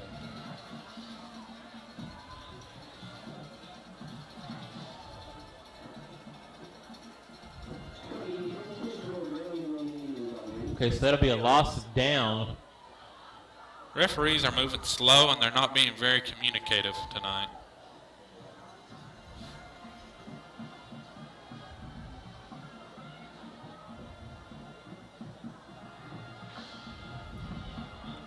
Moving them back even further. I don't think he was that far back when he threw the ball, Brad. I thought it was from wherever you released the ball. And I thought he was just beyond the line of scrimmage. Or just behind the line of scrimmage, I should say. That was my understanding too, and I don't know. But we've yet to have a signal or a flag on the field from the ref, so. Intentional grounding against Stilwell. So loss of down, bring up 2nd and 18. You can't tell me he was 8 yards behind the line of scrimmage. I will not buy that. So Mink in the gun. It'll be 2nd and 18, as Brad said. 2 minutes remain here in the first half. He's going deep. He's got Richards. It'll be no flag. No flag. As the guy was all over Richards, as Richards was trying to make a play for the ball. So now it'll bring up 3rd and 18 for the Indians. Must be some Velcro on that one. Richards was trying to battle back toward the ball, and the Broken Bow player had the arm bar up, but no flag on the field.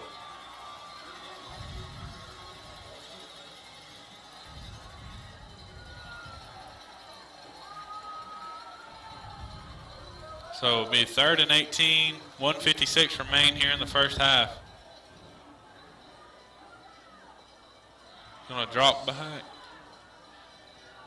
Slips, able to shake the first guy. Gonna throw it. It'll be incomplete, and 4th down, forthcoming. Good attempt there by Shelley to try to make that catch, but So Stilwell will be punting away with 1:47 remaining here in the first half. Critical that this defense makes a stand and doesn't give up any more points this half. Yeah, because Tyler, all things considered, you're still in good position considering that you're getting the ball to start the second half. So just, like you said, do not give up any additional points here to this Broken Bow offense in the remaining 1:47. Snap back to Mink. He's He's going to gonna throw fake it. He's got to. Oh! Oh, man. I thought Chaka had a chance off the tip. And I don't know if he even saw the ball, Brad. I don't think he did. And Kanan Mink is slow to get up again. So you're going to give the ball back to Broken Bow on your own 36-yard line. You had a guy, and then I thought Chaka had a chance to catch that off the deflection. But I don't know if Trey even saw the ball, though, or knew exactly where it was off the deflection. It was almost better if the Broken Bow player caught that one, honestly. Agreed. Oh, it was definitely better if they did. But as Brad said, Broken Bow taking over at the 36-yard line in Indian territory with little over 1:30 remaining here in the first half. They got quads down here to the near side. He's going to drop back to pass, looking to his left. He now pocket. He's able to escape the pocket and run for a gain of about 7.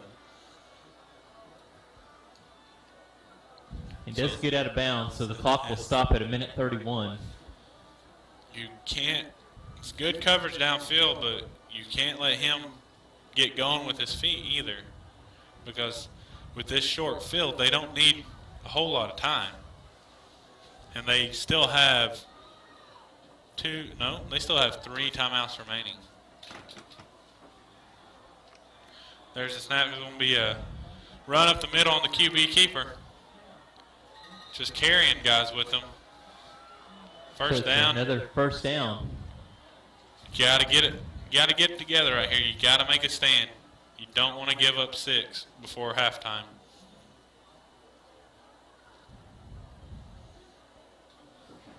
Number 37, Blake Crozier checks into the game. Been a big part of that defensive line tonight.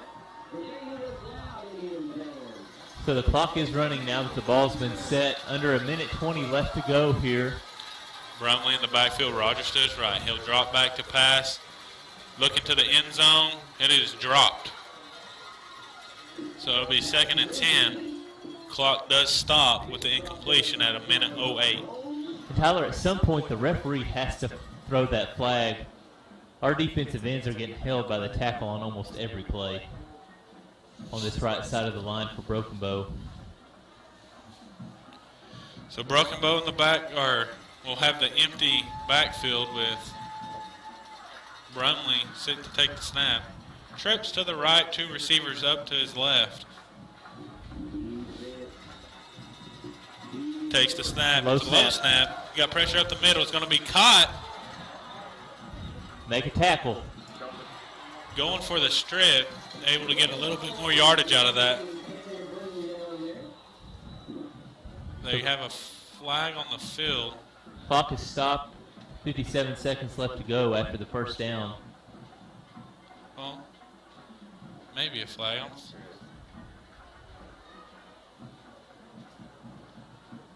Face mask against Stilwell. So as they were going for that strip, they get some face masks as well. And I think that's the 5-yard variety. It will be a timeout by Broken Bow. So they're so close, Tyler. That should be a half the distance to the goal penalty. Yeah, I'll be down on the 2-yard line. Big time stand here needed from the Stilwell defense. Momentum definitely with Broken Bow right now. Stilwell had some shots when they were up 14-6. They had one play especially where it would have put it at least minimum 20-6, maybe possibly 22-6. When you're playing the team that is quote unquote just a better team than what you are, it doesn't mean that you can't beat them, but you got to take advantage of your opportunities when you get them, and you can't be making penalties, as you said early in the game, is what you were wanting to not see tonight. Yep. Don't help them beat you. They don't need any help. They're a fully capable team. You almost want to play it like you see how Kansas State plays better teams. They don't help the team. They just play sound football, and a lot of times you'll let the more talented team beat themselves. So Brumley in the gun, he'll have a couple running backs to his left.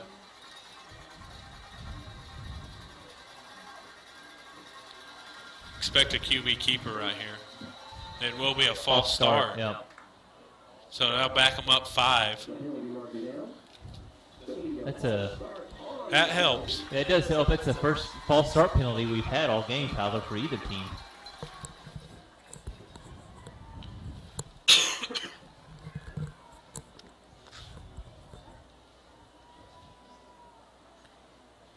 So it'll be first and goal from the 6.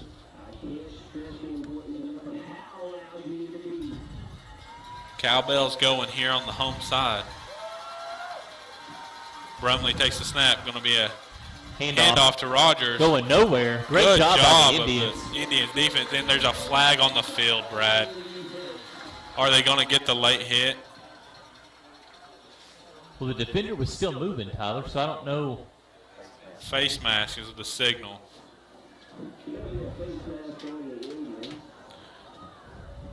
I don't understand why the hands are even up there. So frustrating penalty there for Stilwell. So put it on the 4-yard line. Be first or second and goal from the 4. Brumley in the backfield, Rogers to his right. We have a stoppage. Resetting the play clock, it looks like. 48 seconds left on the game clock.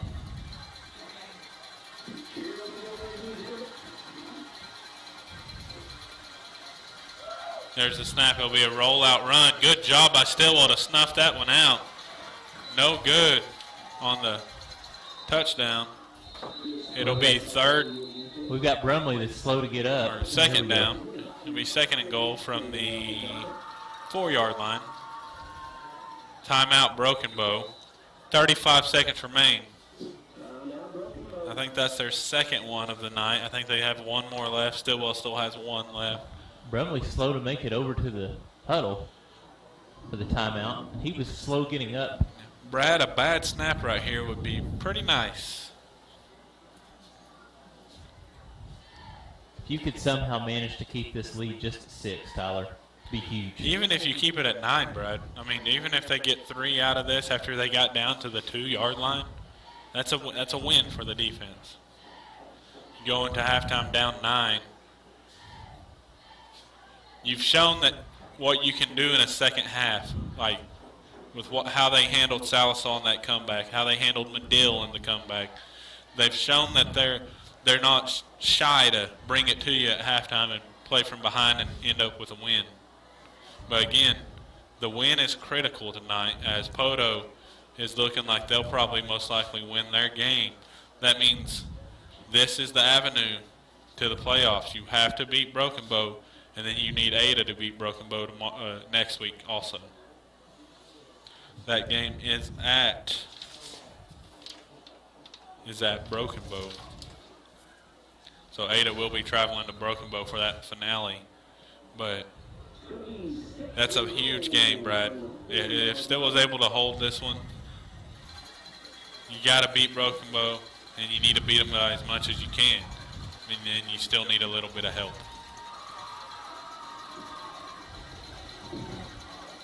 All right, so the fans are up and loud on the 2nd and 4 here for the Broken Bow Savages. So Brumley in the backfield, Rogers to his right. Takes the snap. There's a false start. No call. There's the flag. Okay. Play blown dead. They'll lose 5 there. That'll back it up to the 9-yard line. So it'll be second and goal from the 9. Looked like the left guard, Brad, got a little bit eager there.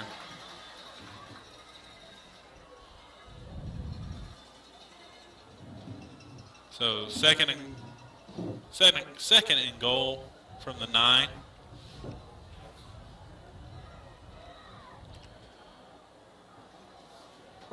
.33 seconds remain.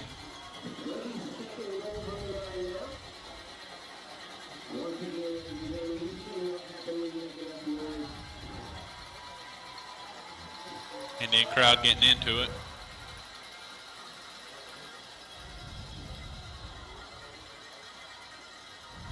Play clock is running. Inside 20 seconds. Takes the snap. He's going to throw the slant. No good. Threw it a little bit behind. Looked like it was intended for Whitfield maybe. Was intended for Whitfield, and that was Talon Hawk Holmes. Just not a good ball by Brumley on that one. No, and again, Tyler, I don't think Whitfield's right. Look at him walking back. So it will be 3rd and goal from the 9. Inside 30 seconds, 29 on the clock. Big 3rd down play, as you would expect that they would kick the field goal if they don't get this one into the end zone. Takes the snap. He's going to look. So again, it's a pick. Overthrow. Yeah. The pick should have been called. The pick should have been, yeah, exactly. Offensive pass interference should have been called there on Broken Bow, but incomplete pass from Broken Bow brings up 4th and 9. And a field goal attempt forthcoming. With which they don't lose your responsibility. Yeah. Because a fake is always on the table right here. See if they send somebody burning off the edge right here. They blocked the extra point earlier this game.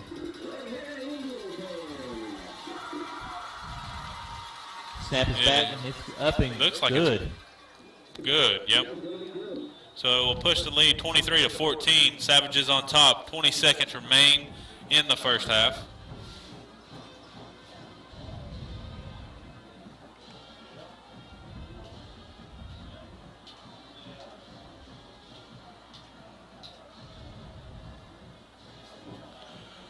Brad, are you just going to take the ball and probably run one running play and then take it to the locker room? I'm kneeling and going to the locker room.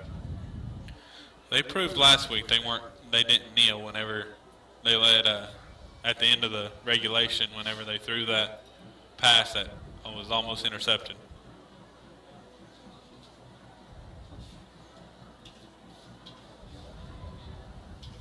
I wouldn't even mind. You know you're going to see a pooch kick right here. Run something. Run a couple reverses. Do something out of your kick return formation. See if you can't sneak something in for a big gain and then maybe get a big play downfield. The issue with that is, Tyler, this kicker is kicking it so high, and I mean it's really impressive for a high school kicker that you almost have no time to return it, catch it and return it. High kick once again. Fair catch called at the. And it's muff, Brad. Yeah. Stilwell get on it. They are going to say. Still waiting on an official word here. Looks like Broken Bow has the ball. Yeah, Broken Bow has the ball. No, going to call Stilwell ball. We'll say Stilwell ball. Good break by the Indians. As you would not want to give it to Broken Bow again at the 35-yard line.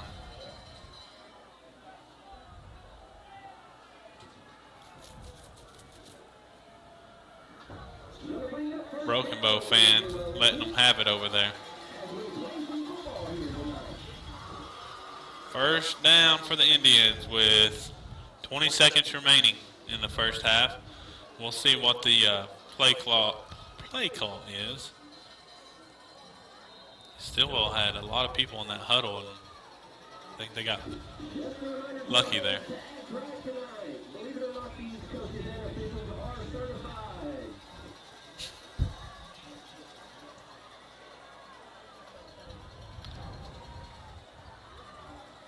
So Mink in the backfield, Philpott to his left. It'll be a handoff to Philpott going to the right, ran out of bounds, and that'll stop the clock at 14 seconds. There'll be another flag thrown right here. If it's a free 15, that gives you a chance to maybe throw it in the air a couple times. especially with that one timeout.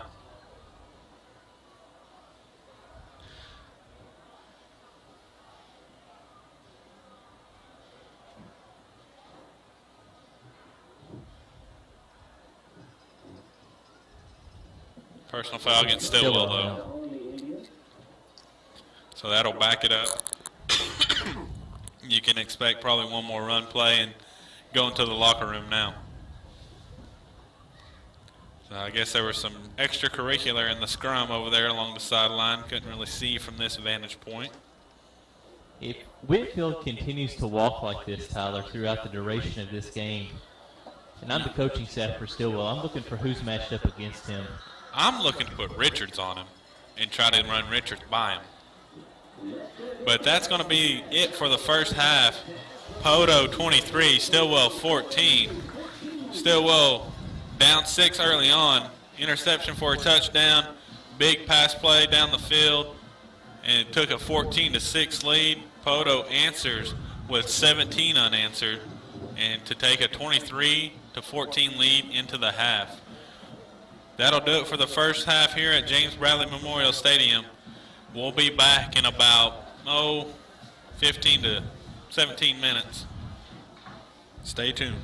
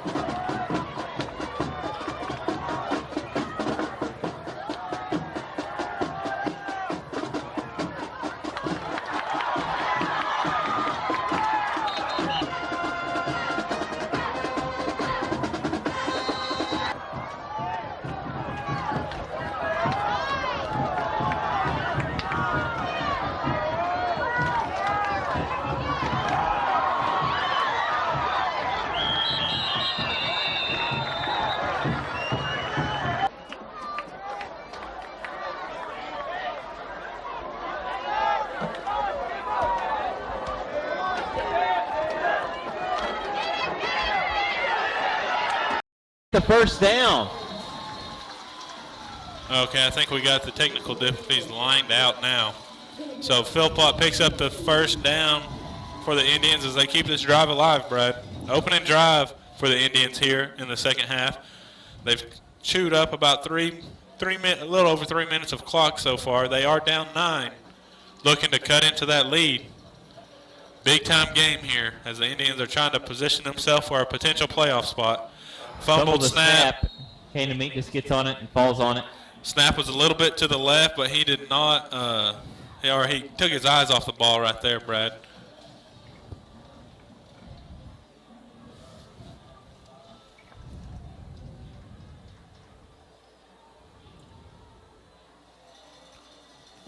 So it'll be second and a very long, call it 16.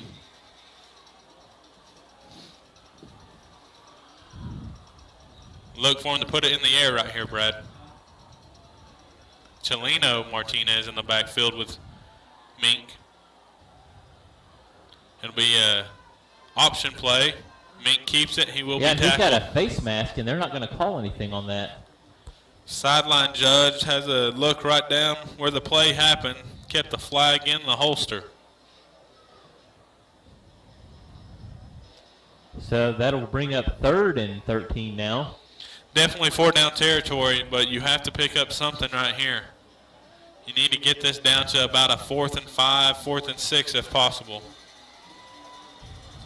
Richards is going to be in the slot right here next to the right tackle. Now they bring him in motion. He's in the backfield. It will be a option play.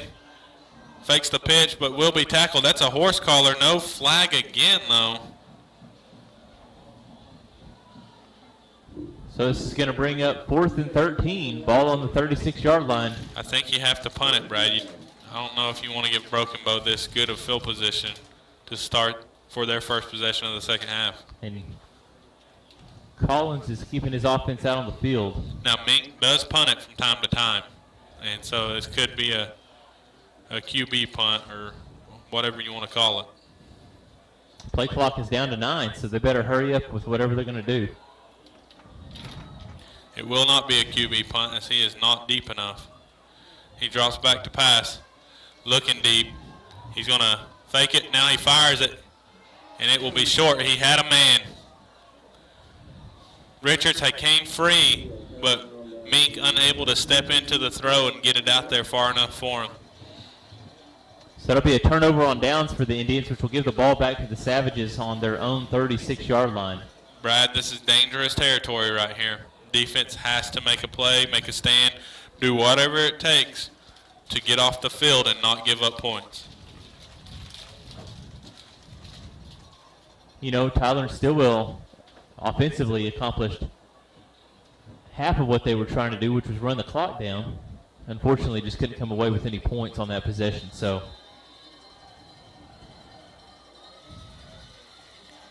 Brumley in the backfield, he will pitch it out to Rogers. That's a hold right there.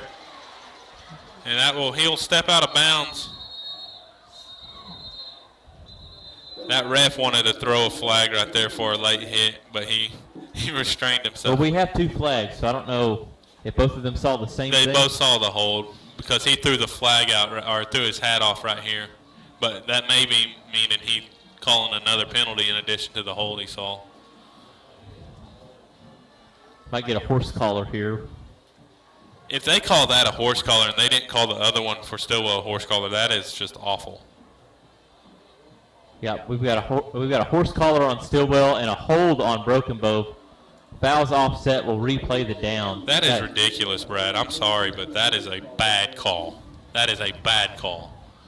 If you're going to call that, then it has to be called a horse collar over there when they drag Mink down behind the collar too. I don't mind the call, but it needs to go both ways. I agree, but Brumley in the backfield all alone. He'll drop back to pass. And it's thrown out there to Whitfield. He shakes the first guy. Now he's running down the sideline. And he's still up on his feet. He breaks another tackle. He is going to score. Nope, stepped out of bounds, Brad. So Stilwell's able to force him to step out of bounds down the sideline, but he does get it down inside the 20. Or almost to the 20, it looks like.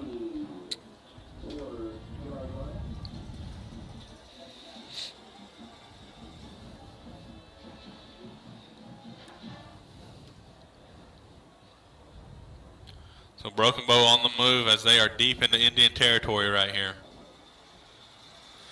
Brumley will stay alone in the backfield. He's got trips to his right. He's got a couple of receivers, including Whitfield, to his left. He'll take the snap and drop back to pass. Throwing the slant. He's got his guy. And it will be immediately tackled. That was a big block by number 66. good job by Trey Chaka late there in coverage. So gain of about 5 or 4, somewhere in that area. Second down, forthcoming. Brumley getting the play from the sidelines. Broken Bow in no hurry right now as they do have this 9-point lead.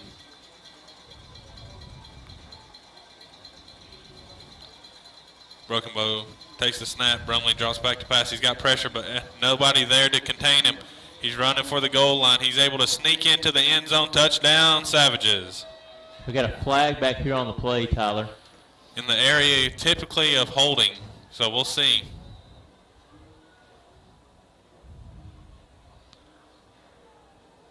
Stilwell got up the field, but no one was there to maintain the gap on the inside, and Brumley was able to exploit the hole and just scamper for about a 20-something yard touchdown. Tripping on Stilwell. So penalty goes against Stilwell. Touchdown will stand. Well, personal foul face mask. Okay.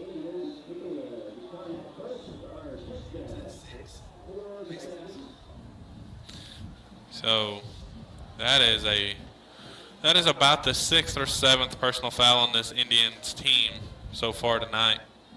It's been an issue that's plagued them most of the season, Brad.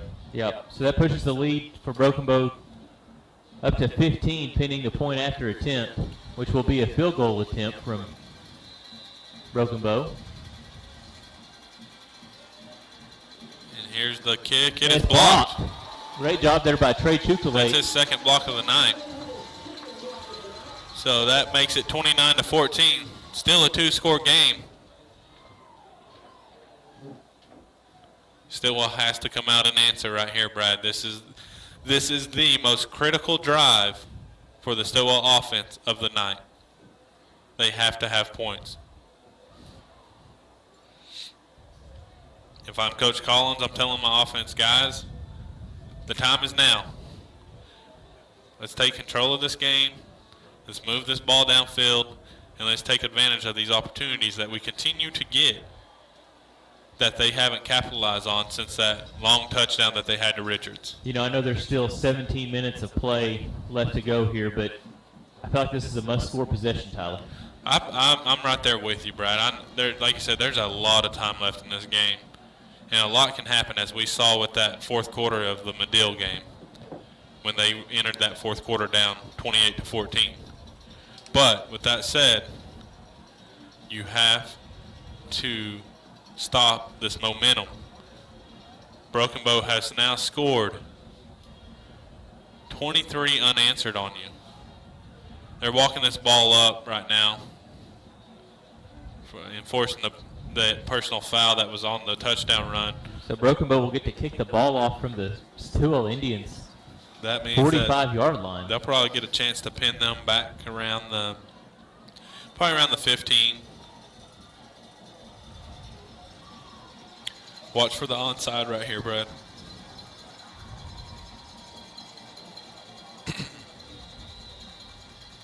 Number 80 set to kick for the Savages. There's the kick. It is a high pooch kick once again. It will be fielded and returned. Breaks one tackle. Gets tackled around the 15-yard line, it looks like. So Stilwell starting this drive deep in their own territory.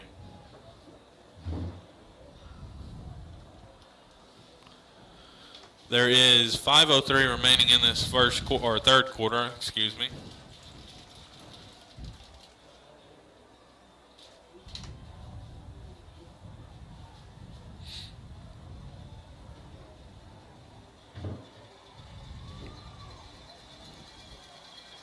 Mink in the backfield. He looks to have Philpott to his left.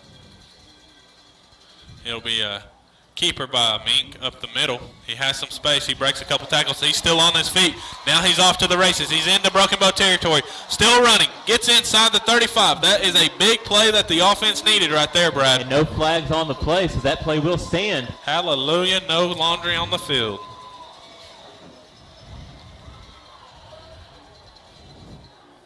Mink ran strong right there. Be about a 55-yard run for Kane and Mink.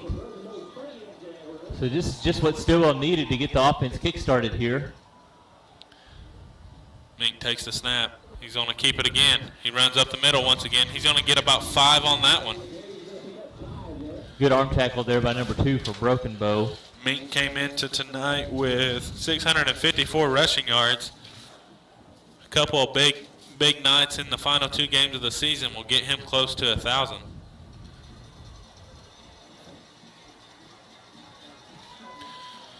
So Mink will have Philpott in the backfield with him right here. Takes the snap. He's going to roll out to his right. Throw the pass to Richards, and it will be intercepted.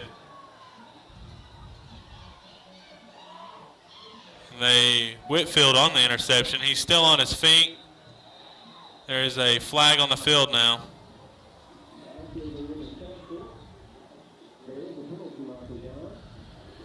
It was during the return. The flag was during the return, so it won't affect the change of possession, I do not believe.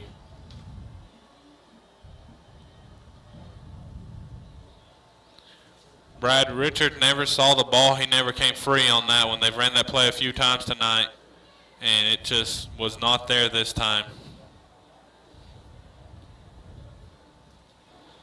After the big run by Mink, that is a crucial turnover by the Stilwell offense. So block on the back on the Indians, even though they were defending. So That's an interesting call. Broken Bow takes over at the 30.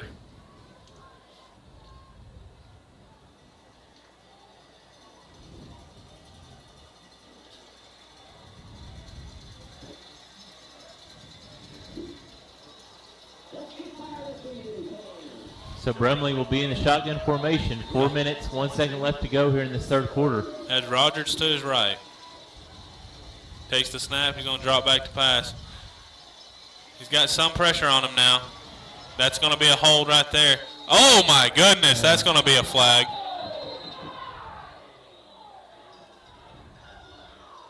Ref threw that flag with authority after the big hit along the sidelines.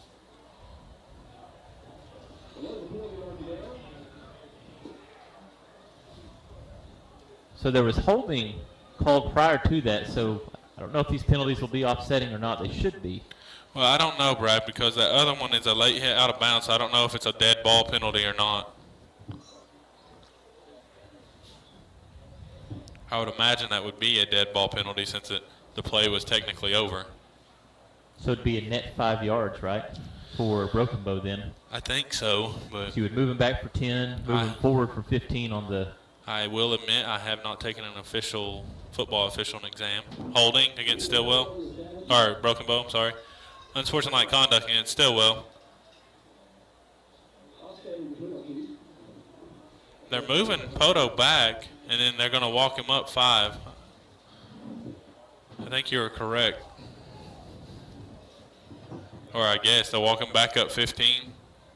Walk it back 10, walk it back up 15. Or you just walk it up 5 and call it good. Trying to make it easier here. And now it will be walked up. Or ran. Huh? All right. I think we are back to the original line of scrimmage.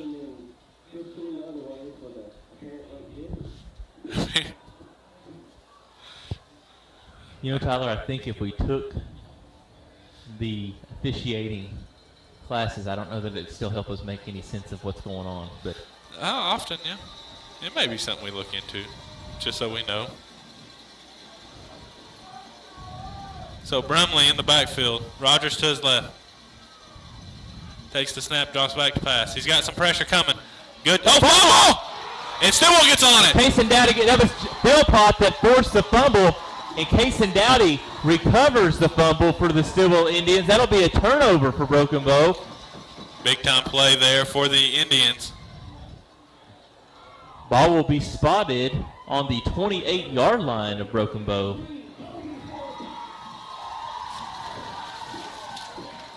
Mink will retake the field, looking to rebound after that interception on the last possession. He'll have the Philpott strip sack to his right. And bad snap, but he's able to catch that one. He cuts it back to the left, cuts it back up. He will have close to the first down. I think they gave it to him, Brad. Yep, they're moving the chains. So first down, Indians. 3.5 minutes remain. Stilwell down 15. Or 3.5 minutes remain in the third quarter. Stilwell down 15. They really need a score right here, Brad. This is one of those instances that we talked about at the beginning of this half. You have to take advantage of these opportunities. Broken Bow's not going to keep giving them to you. They're too good of a team to keep doing that.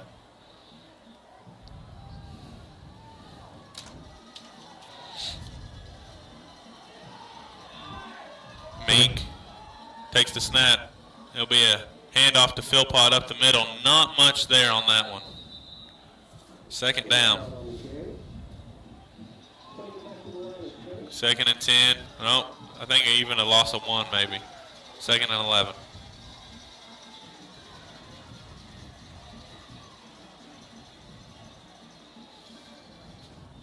Clock running. Around 2:35 remaining here in the third quarter. Mink in the gun. Philpott to his left.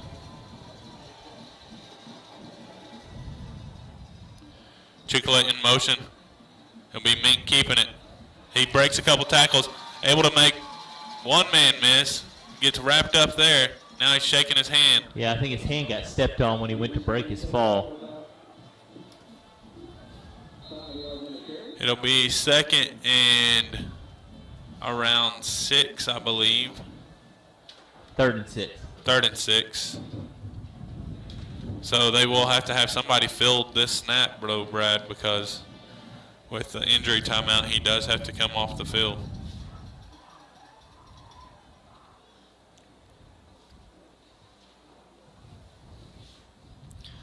Do you run Wildcat with Richards right here? I think that's your go-to, Tyler.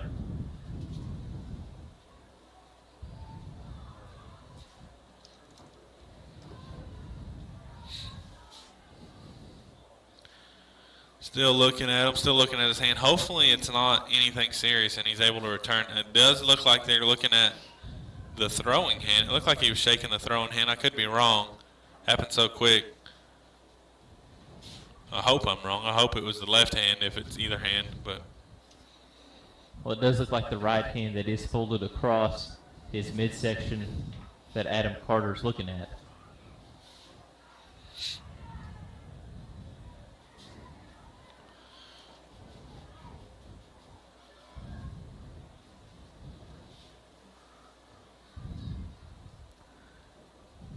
While we have a break in the action, we do want to remind you that, crazy to think about, Tyler, but basketball season is about to get started. Just around the corner. First game of the season for the Stilwell Indians and Lady Indians basketball teams will be November 29th. That game will be at Wagner. Tyler and I will be live with you December 6th whenever the Stilwell Indians play host to Chaka. That game will start at 6:30, so we'll have to make the quick turnaround transition from football back to basketball play calling duties. So it'll be Juan Martinez that will take the snap at quarterback for the Indians. Takes the snap, going to be a handoff to Philpott. He shakes one guy, gets up in the middle. I think he might get a first down out of this, Brad. He's still going. Philpott looks like still a semi-truck. Touchdown, Indians. Put the 18-wheeler on him because he took it to the house. Colby strip sack Philpott with the touchdown. Do we call him Mack truck or strip sack? Because he's made maybe the two biggest plays of the night now. Absolutely. Outside of the interception. Minute 57 remaining. We do have a 2-point conversion pending right here. Still looking to cut this to a one-score game if they're able to convert this 2-point conversion. Mink is back in at shotgun. Good back sign in quarterback. for the Indians. He takes the snap. He's going to hand it to Richards. Richards shakes one guy. Able to get in. He's able to get in. 7-point game, guys. We got a game. Can the defense step up and get another stop? And as you said, Tyler, Stilwell had to capitalize on that turnover made by Broken Bow, and they did just that. Incredible run by Colby Philpott. What should have been a gain of 3 turned into 6 points. Yep. Incredible. Big time move by I believe he's a junior, Brad, so he will be returning next year. You know, looking at some of these names, Warren Shelley's back next year, Trey Chukalate's back, Cole Grimmett's back, Talon Hawk Holmes, Dustin Noisewater both back, Cash Crowley, Chelino Martinez, Malachi McNack, Kason Dowdy's back, Hunter Miller's back.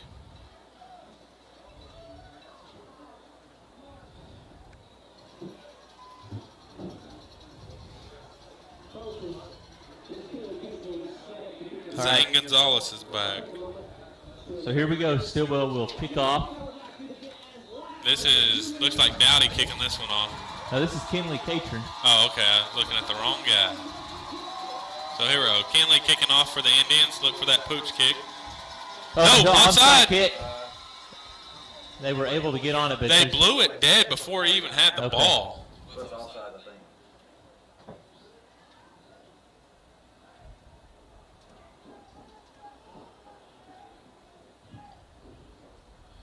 Either way. We'll back her up 5.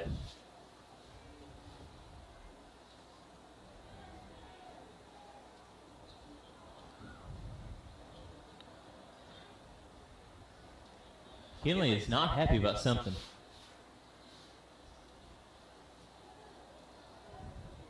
Now Cason's going to come on to kick this one. I think you have to kick this one away. Okay. No, I'm just saying out of strategy. You're not going to be able to do another onside kick.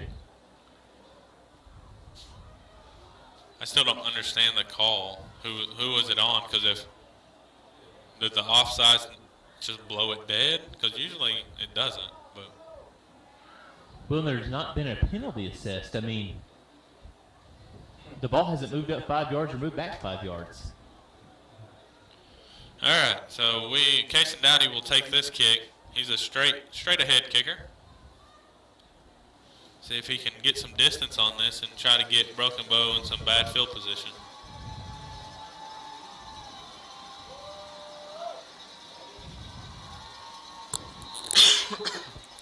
All right, kick is away, and it's a low driving kick. It will go out of bounds, though. How is that not a flag, Brad? I don't know. Player was not even engaged in the play. He just gets leveled. Man, Coach Collins letting the ref have it that was looking right at the play.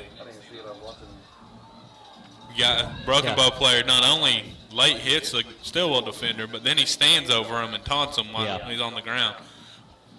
And that was Cason Dowdy, who had just kicked the ball off and was not involved in the play whatsoever. Just not the cleanest of called games tonight with a couple of these guys, Brad. All right, so here we go. Broken Bow will take over at the 35-yard line in their own territory. Stilwell looking to get a stop and try to get this ball back for a chance to go tied up. Brumley in the backfield, Rogers to his right. He's going to take the snap. He's going to drop back to pass. He's got a lane up the middle, and he will get about 5 yards out of that. We've got a flag in the backfield. The back judge throwing that flag, so we'll see what his call is.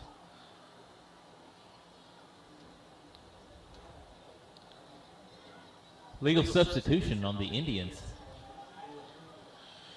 Oh, so Stilwell committed the penalty there.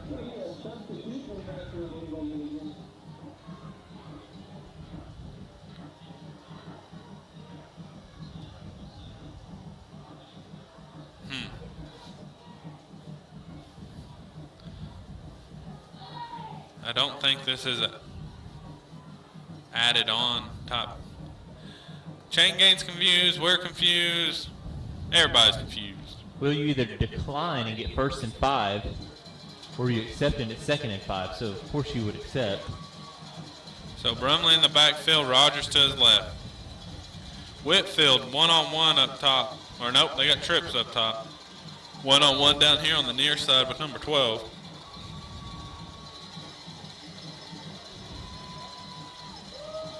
Takes a low snap. Pressure from the Indians. Yeah, pressure up the middle. Ball. Oh, through the hands of the defender, Brad. Cash Crowley. Hit Cash Crowley right in the hands and unfortunately could not come up with the interception. Would have been a huge turnover for the Indians to get there.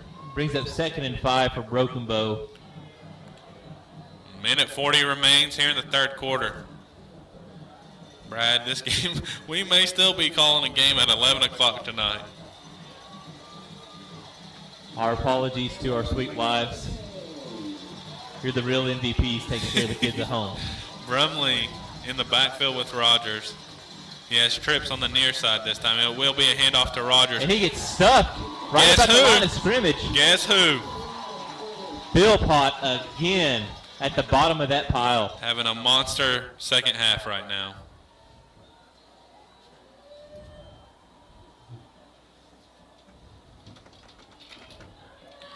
Big third down right here, Brad. 3rd and 4. I don't think, if you can get a stop right here, I don't think Broken Bow would try to go for it. I agree. With a 7-point lead. I think they would punt it away. All right, you got 4 wide receivers down here on the near side. Cash Coley coming over to provide some help. I'm looking for a bubble screen of some sort. It is going to be a one-on-one throw out there, and it will be caught. 1st down. Yeah. Good close there. I believe that was Talonhawk Holmes with the close. Unfortunately, Whitfield was just able to get about 7 yards too deep, or 7 yards deep. So Only needed 5. First and 10 for the Savages. 53 seconds remain here in the third quarter. Strip sack Philpott running off the field.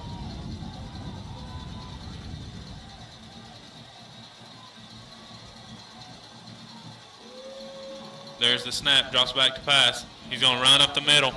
He's got some space. And now he's running down the sidelines. And he does have a first down, and it will be unbelievable. That has to be just part of the play. It wasn't like an egregious hit or anything, but they're going to get called for a late hit out of bounds. Are we getting a face mask? I believe we're getting another face mask penalty against Stilwell. This will be about their 8th of the evening. About the 12th personal foul of the evening.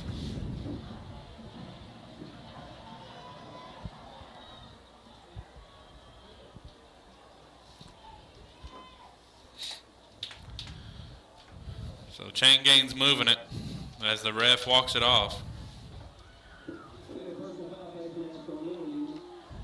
So Stilwell back deep in their own territory now, looking to get another stop.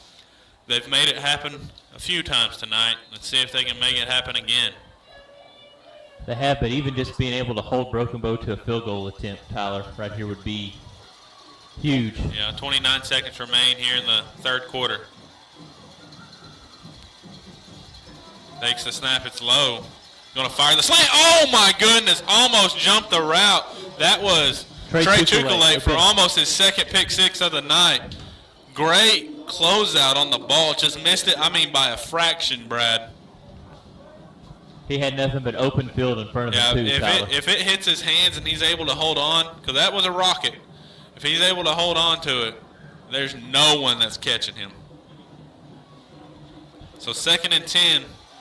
I would, with a couple of these errant throws that we've seen and almost interceptions, I would imagine that Broken Bow's going to start keeping it on the ground a little bit more. Oh, he's got his free sack! And that is big Antonio Wolf. He beat the left tackle and just had free shot on Brumley there, making it 3rd and a country mile as the clock is about to run out here in the third quarter. So we'll start the fourth quarter. I'm going to say this. I'm not saying he's in the same category, obviously. That was Micah Parsons-esque. The way he beat the defender on the edge and came around that side. I didn't say he was Micah Parsons. I just said it was Micah Parsons-esque. So he almost joined the strip sack club right there, but Brumley able to hold on to the ball. But we will change field here as it'll be 3rd and 16 for Broken Bow as they come out to start this fourth quarter. 12 minutes remain. Playoff aspirations on the line, Brad. This is what it's all about. Biggest game at James Bradley Memorial Stadium in a long time this deep into the season. Oh, yeah, we still got a trivia question. I'm going to go ahead and fire that one at you while we have some time here. What is the most points ever scored in a game by Stilwell, and who did they score them against?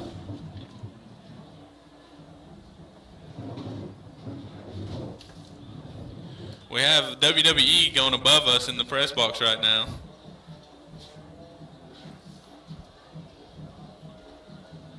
So, most points scored by Stilwell and who the opponent was. I'm assuming it was a win. Yep. I'm going to guess 66 points. Against?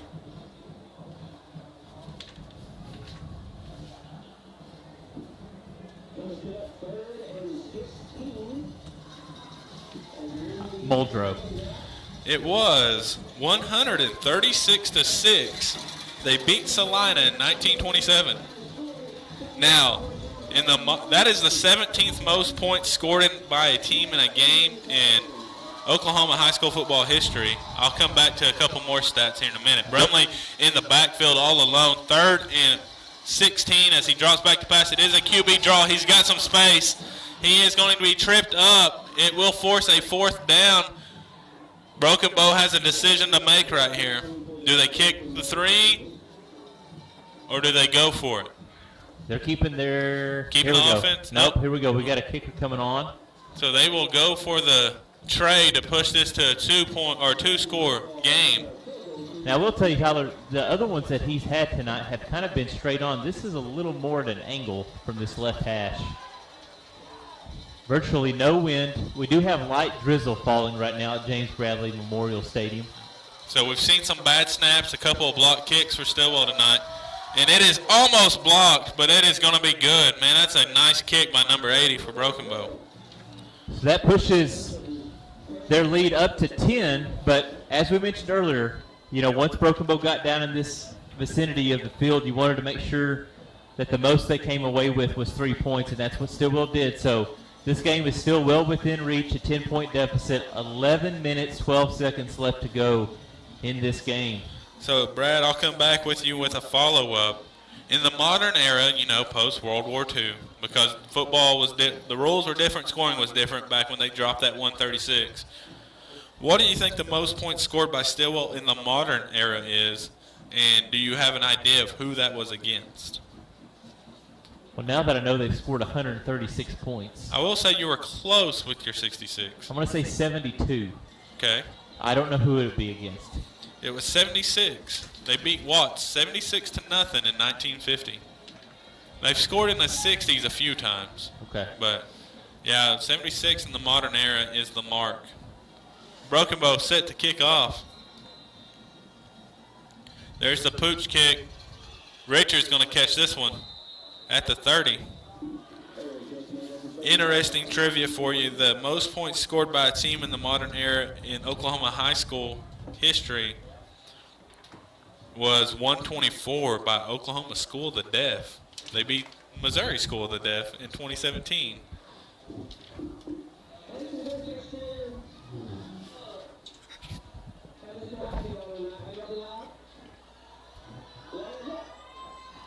So Mink in the gun. Takes the snap. He's going to hand it off to Philpott. Philpott makes a couple guys miss. Oh, lowers the shoulder. Hit the truck stick on the linebacker there and said, have a ride, son. That is how you pump up your teammates right there. Strong run, gain of about 6 on 1st down. Brings up 2nd and 4, ball on the 36. But tough running there by Philpott. Mink set to take the snap. He's going to take it. It will be a QB draw. He kicks it out to the right. Unable to break that tackle. Will go out of bounds at the 38-yard line. Close to a 1st down. It will be 3rd and 2. Maybe 3rd and 1. 10:30 remaining here.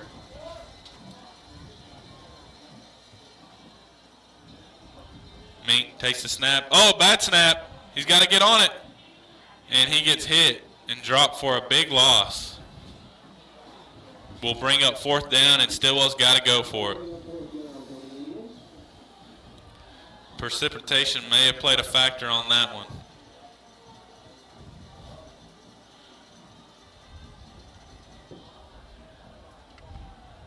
Looks like we'll be punting here, Tyler. Stilwell will be punting. Huh.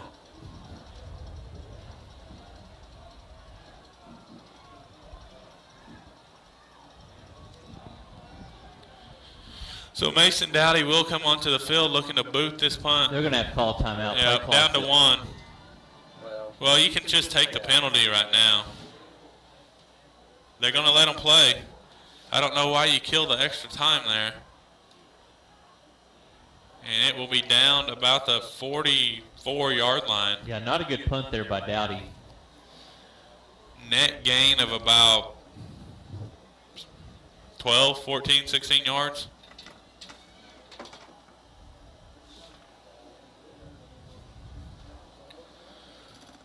Brad, we've seen aggressiveness from Coach,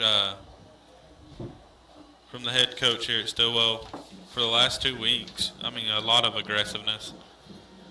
So, but he's going to put it on his defense right here and say, guys, go get the ball for me. Well, and one of the things that may have played a factor is Kanan Mink. He got absolutely leveled trying to recover that fumble. Yeah, I'd still, if that's the case, just give it to Richards. See, you never know. He's able to bust one. So, Broken Bow offense takes the field. They'll start at their own 46. Low snap, able to catch it though. He's going to go deep. It's going to be overthrown. Be 2nd and 10. Don't see any laundry on the field at the moment. That doesn't mean they can't throw it once the play's over.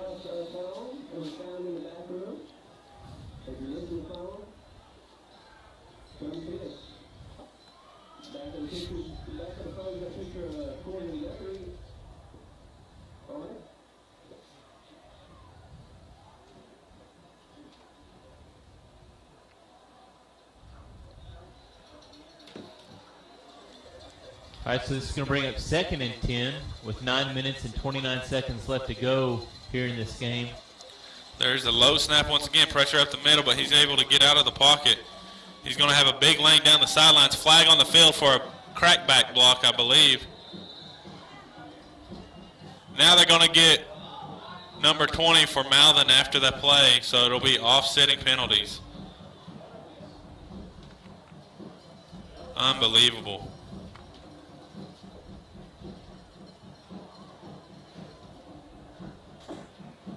So the initial is going to be a crackback block or a block in the back right here. After the play was over, 20 said something to the Broken Bow player. Official threw his hat to signify another flag.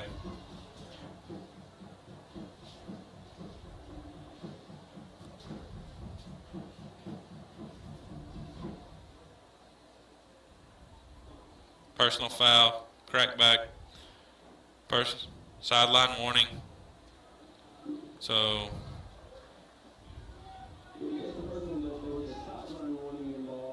they did not get the penalty.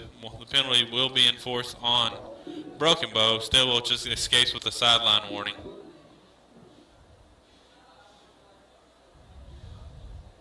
So ball will be spotted this side of the 40-yard line, closer to the 41. It makes me wonder if he threw it on the player initially, but then after discussion decided, better not, because it was a pretty weak call. Because it didn't look like there was any people on the field or anything. So it'll be 2nd and 16. Brumley in the backfield, Rogers to his left. Takes the snap. Going to be a throw out here to the near boundary. Good tackle by Cash Crowley to wrap up. Crowley with the big time stop there, forcing the 3rd down. It'll be 3rd and 11. 3rd and 11. 8:36 left to go here in this game. Big play right here, Brad. Stilwell needs to get this ball back as they are down by 10.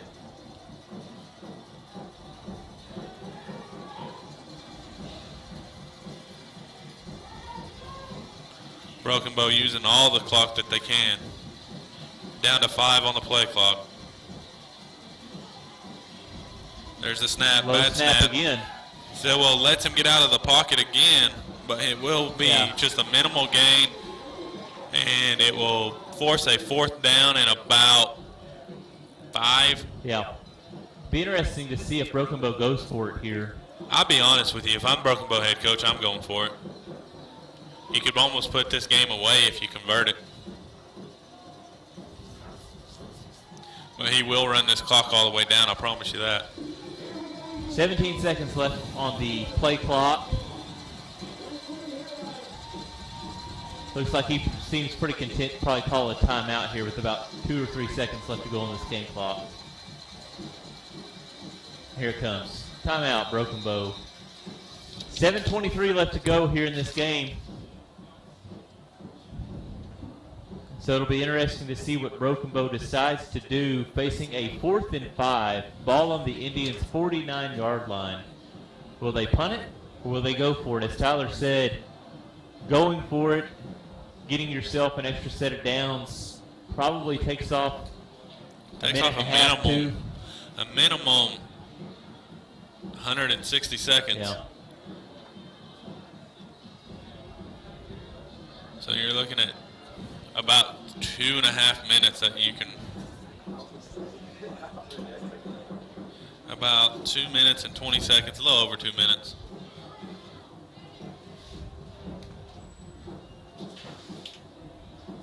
All right, so do you see the punter coming out on the field? Well, I think that's probably the right call. My tendency right here would be to go for it, but I'm thankful that he's not. Yeah. Stilwell has to be very disciplined here to not draw an offside penalty, which would get a first down. I'm surprised that they don't put the offense on to try that, honestly. And there's the kick. It's a nice little boot down to the, and it's a fumble, and it's going to be Broken Bow ball. Not the optimal end to that play. And Stilwell player that was looking to receive it is hurt. Was he hit before he caught it? I don't know. It was a bang-bang play. He was never really in position to make that fair catch. He was kind of a little late getting up to where that ball eventually ended up falling from. I believe the injured player on the field is Dustin Noisewater. Big,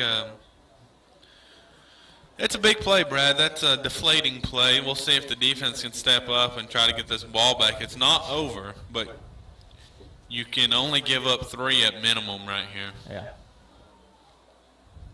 And then you need to go score fast and get an onside kick and go score again.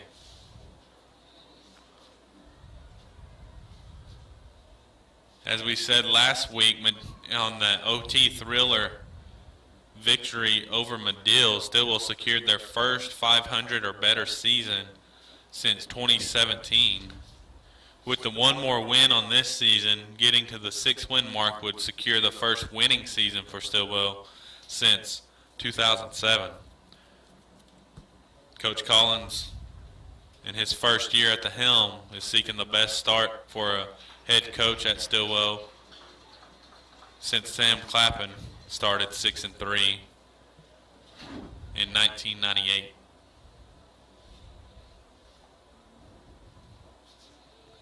Tough night for the Indians on the injury front, with Noisewater now being out for the remainder of this game, as well as Corrigan Guthrie. Yeah. 2 key contributors for Stilwell. And as you said, Mink's been just taking a beating in the backfield.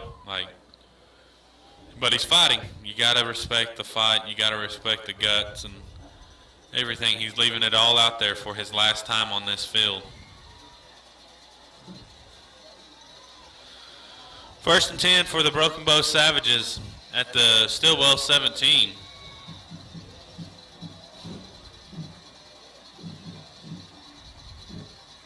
Receiver in motion. They're going to hand it off to him. Cuts it upfield. It's going to be a touchdown, Brad. That is some impressive speed there by number 5. Flag on the field. Cannon Willis. See what the penalty call is. Hold will negate the touchdown, so it'll back them up to a 1st and 20 or less, depending if it's a spot foul.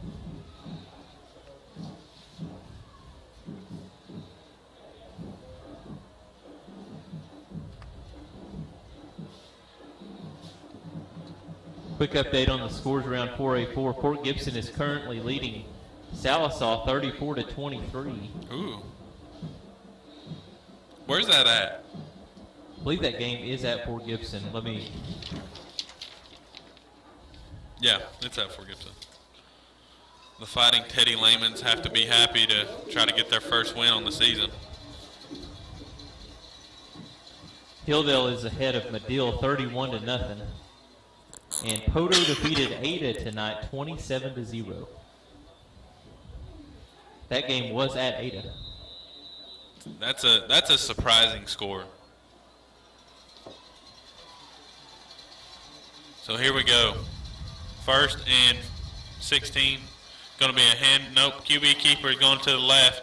Will be tripped up by Orange Shelley, I believe.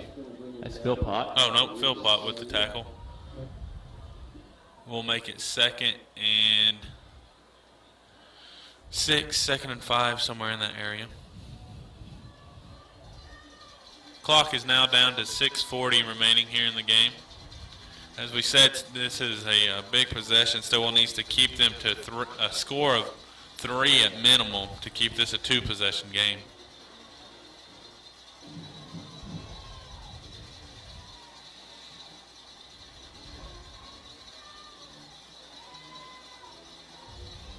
There's the handoff up the middle. Looks like he got right at the 1st down marker, so we'll see. It's going to be a tackle by Blaine Holloway. So we're about to tick under 6 minutes left to go here in this game. Indians trailing by 10. I think it's definitely 4-down territory for Broken Bow as they try to ice this game. As Brad said, we're under 6 now. Brumley in the backfield still with Rogers. Look for the QB keeper right here. He's been executing it very well all night.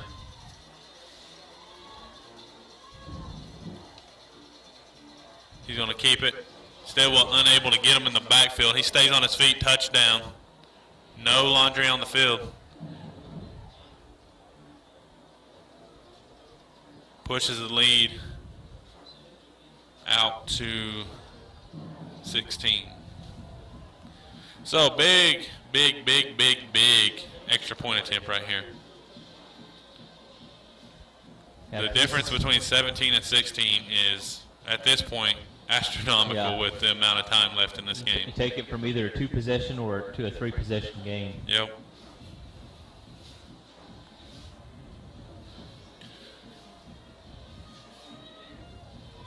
And again, it's worth mentioning, Broken Bow has had issues with snaps tonight. Yeah, Stilwell's blocked 2 kicks. Flying off the edge. And that one is good, though. So that pushes the lead to 17. A little over 5 minutes remaining here in the 4th quarter. Stilwell trailing Broken Bow by 17.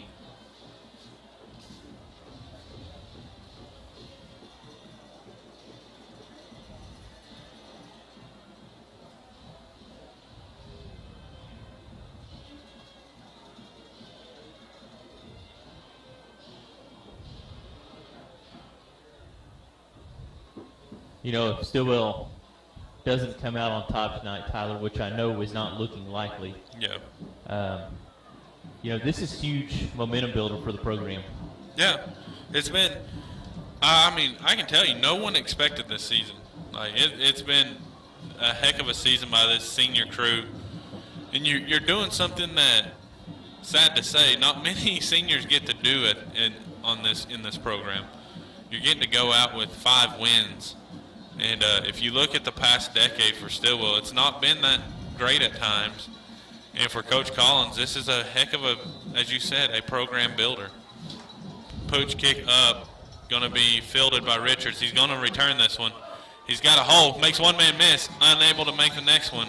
But nice little juke move there to get a few yards out of that. Yep, he'll get the ball up to the 37-yard line, thereabouts.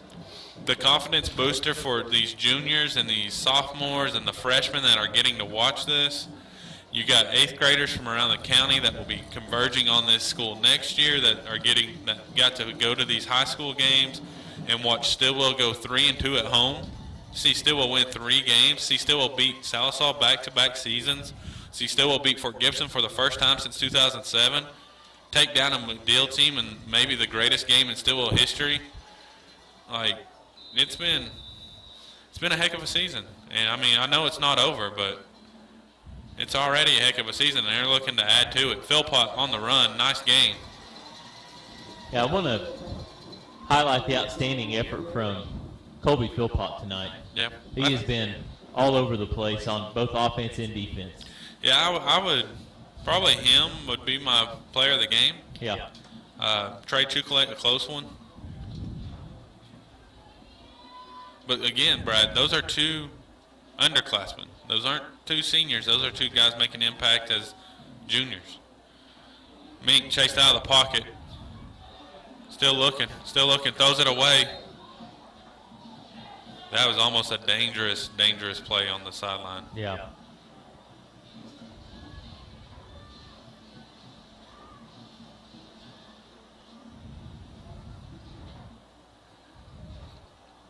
So Stilwell will have one game remaining this season after this contest concludes, and that will be next week on the road at Poto, who comes into this week ranked number 6.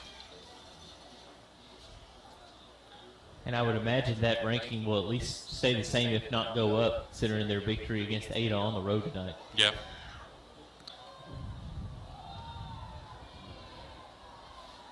Play clock.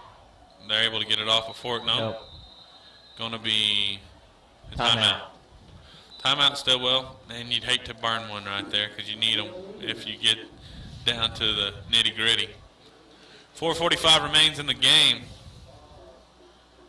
Brad, as we are close to concluding our final football broadcast of 2022, we do, like you said, have basketball coming up.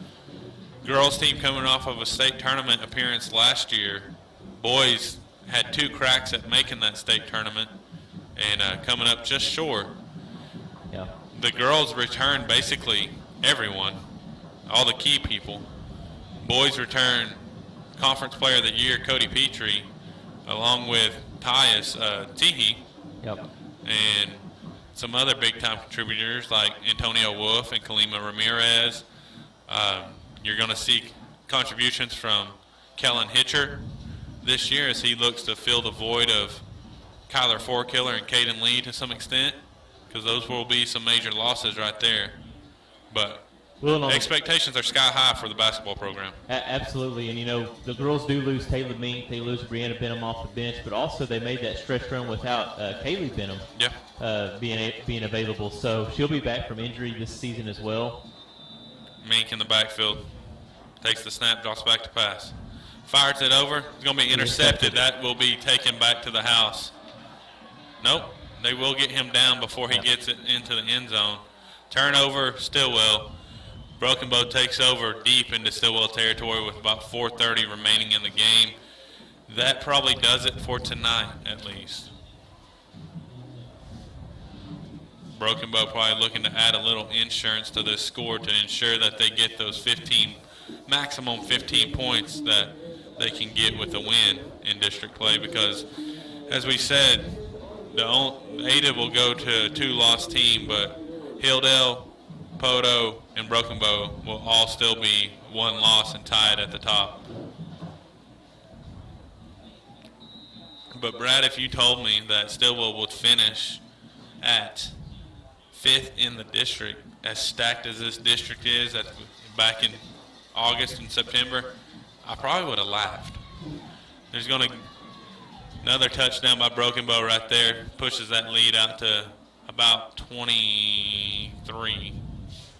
Yeah, and those people that wake up tomorrow morning, Tyler, and see this box score, it will not be indicative of how close this game actually was. Stilwell had a chance to run away with this game. And I don't know if it stays where they run away with it, but they missed they missed 2 big plays when they were up 14-8. They connect on those 2 and able to get that to a 26-8 or a 30-8, somewhere in that area. You don't know. I mean, Broken Bow may just like, let's call it, we'll try again next week type thing. But Stilwell had chances. Some of it was self-inflicted, some of it was assisted, but. So that extra point for Broken Bow is good, pushes their lead up to 24 on the evening. But when you look at we should have tried to get Coach George and Coach Cone up here tonight to kind of talk about the upcoming season. That's our fault. But we got to talk to Coach George at least a little bit a couple weeks ago, or a couple broadcasts ago, and he was excited.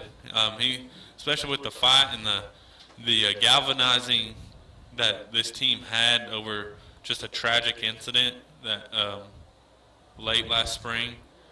I think you're going to see a team that truly is a family, and they truly have each other's back, and they're playing for a purpose for sure. Well, and he talked about the resolve this team had over the summer in the games, scrimmages they played, games they played, and their performance, and how well they came together. So he's got high expectations for his team. Yeah.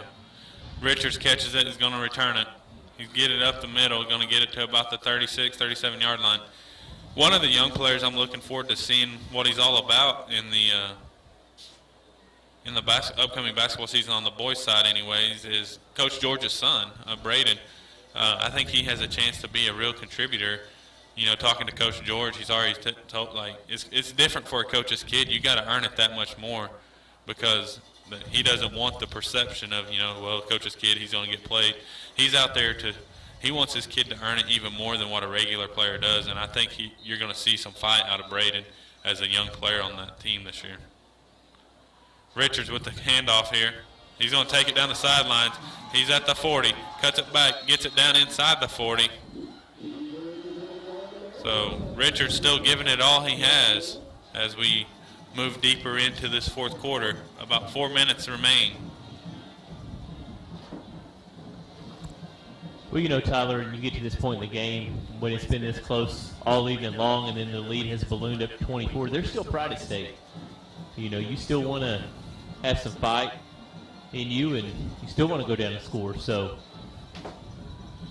Richards with the ball. He's going to cut it up the middle. Not much there. Good job by Broken Bow to stuff all the holes.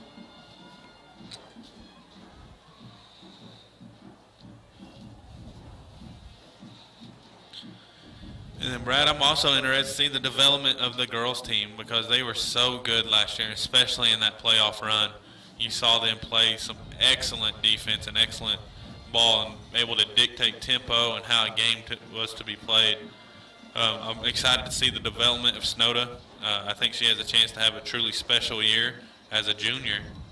So he'll be interested to watch all that unfold for us. Oh, that's got to be a horse collar there on the tackle, no? I don't expect to see much laundry on the field the rest of the way. They might have hit their quota in the first half. So it'll be about 3rd and 2 for the Indians. Ball on the 33-yard line.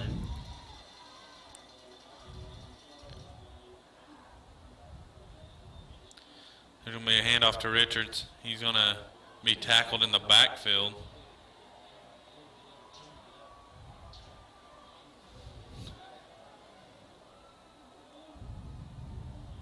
So I'll bring up 4th and down. 4th and be about 6 for the Indians, and I'm sure they will go for it here. Antonio Wolf and Kalima joined this team late in the season, and I think they've both done a pretty good job being contributors on this team. But the true plus is not only is their contributions on this team, football team, but them staying healthy because they are both crucial to the basketball team as well. Absolutely. There'll be a handoff here to Ethan Richards to try to get the first down. And will not get it. Yeah, he won't get it all. Be about 4 yards short, so it'll be a turnover on downs. Broken Bow will take over.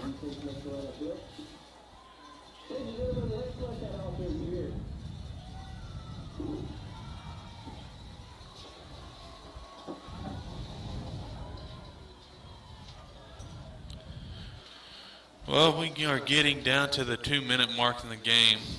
Another plus I'm looking forward to basketball season, Brad, is the food. Yeah, I know. It's funny when you grow up in school and you go to the games and you see the hospitality room. It's like it's the like Holy Land. It is the Holy Land. It's like a room that just beams. It's like gold comes out of it, and you want to go in there. And you can't because you're a student. And then the AD's promising a steak this year. Oh man, those are. Those are big promises for Athletic Director Ronnie Littlejohn to fulfill for us. But Big run here by Broken Bow. Down to the inside Indian territory, down to the 40. they have got about 4 or 5 guys that they're 4.4 speed, I'm sure. At least 4 or 5. Yeah. It'll be interesting to see how far this team goes into the playoffs. I was talking to their broadcast crew next door during halftime, and he was talking about this team's biggest issue is consistency and how they can play 2 just fantastic quarters and then just lay 2 eggs in the other 2, and they allow teams to hang around, kind of like what we saw tonight. Yeah. I mean, Stilwell had their chances, and that's not going to fly once you get past that first round. No. And it's the biggest thing is who is 1 and who is 2 in this district, because you get to host. You don't want to be 3. And that's going to be critical as they have that game against Ada next week. That'll be just a must-win game so that they can try to secure. I'll tell you what position you don't want to be. You don't want to be 4. Yeah. Because you will draw Cushing as that very first round, and they just beat number 2 Wagner 48-0 a few weeks ago. Ooh. So, yeah, they are the team to beat in Class 4A in my opinion. Keeper here by Brumley. Missed tackle by the Indians. Still on his feet. Yeah. Finally brought down there by Oren Shelley. I don't know that I'd be running my quarterback with 38 seconds left to go in a game. Letting this clock run out. You already got your maximum 15 points. Okay, so we're fairly certain that Broken Bow will not run another play here, as the play clock is greater than the game clock. So that will do it for us at James Bradley Memorial Stadium. Broken Bow will end this game with outscoring the Stilwell Indians on a run of 40-8. Is that right? Yeah. So Stilwell up 14-6 at one point late into the first half. Broken Bow just hit their stride. Stilwell unable to capitalize on some opportunities. 24-point differential does not indicate how good of a game and close this game was up until about the 4-minute mark. Stilwell on the road next week, going to Poto for their final game of the 2022 season as they look to secure that first winning season since 2007.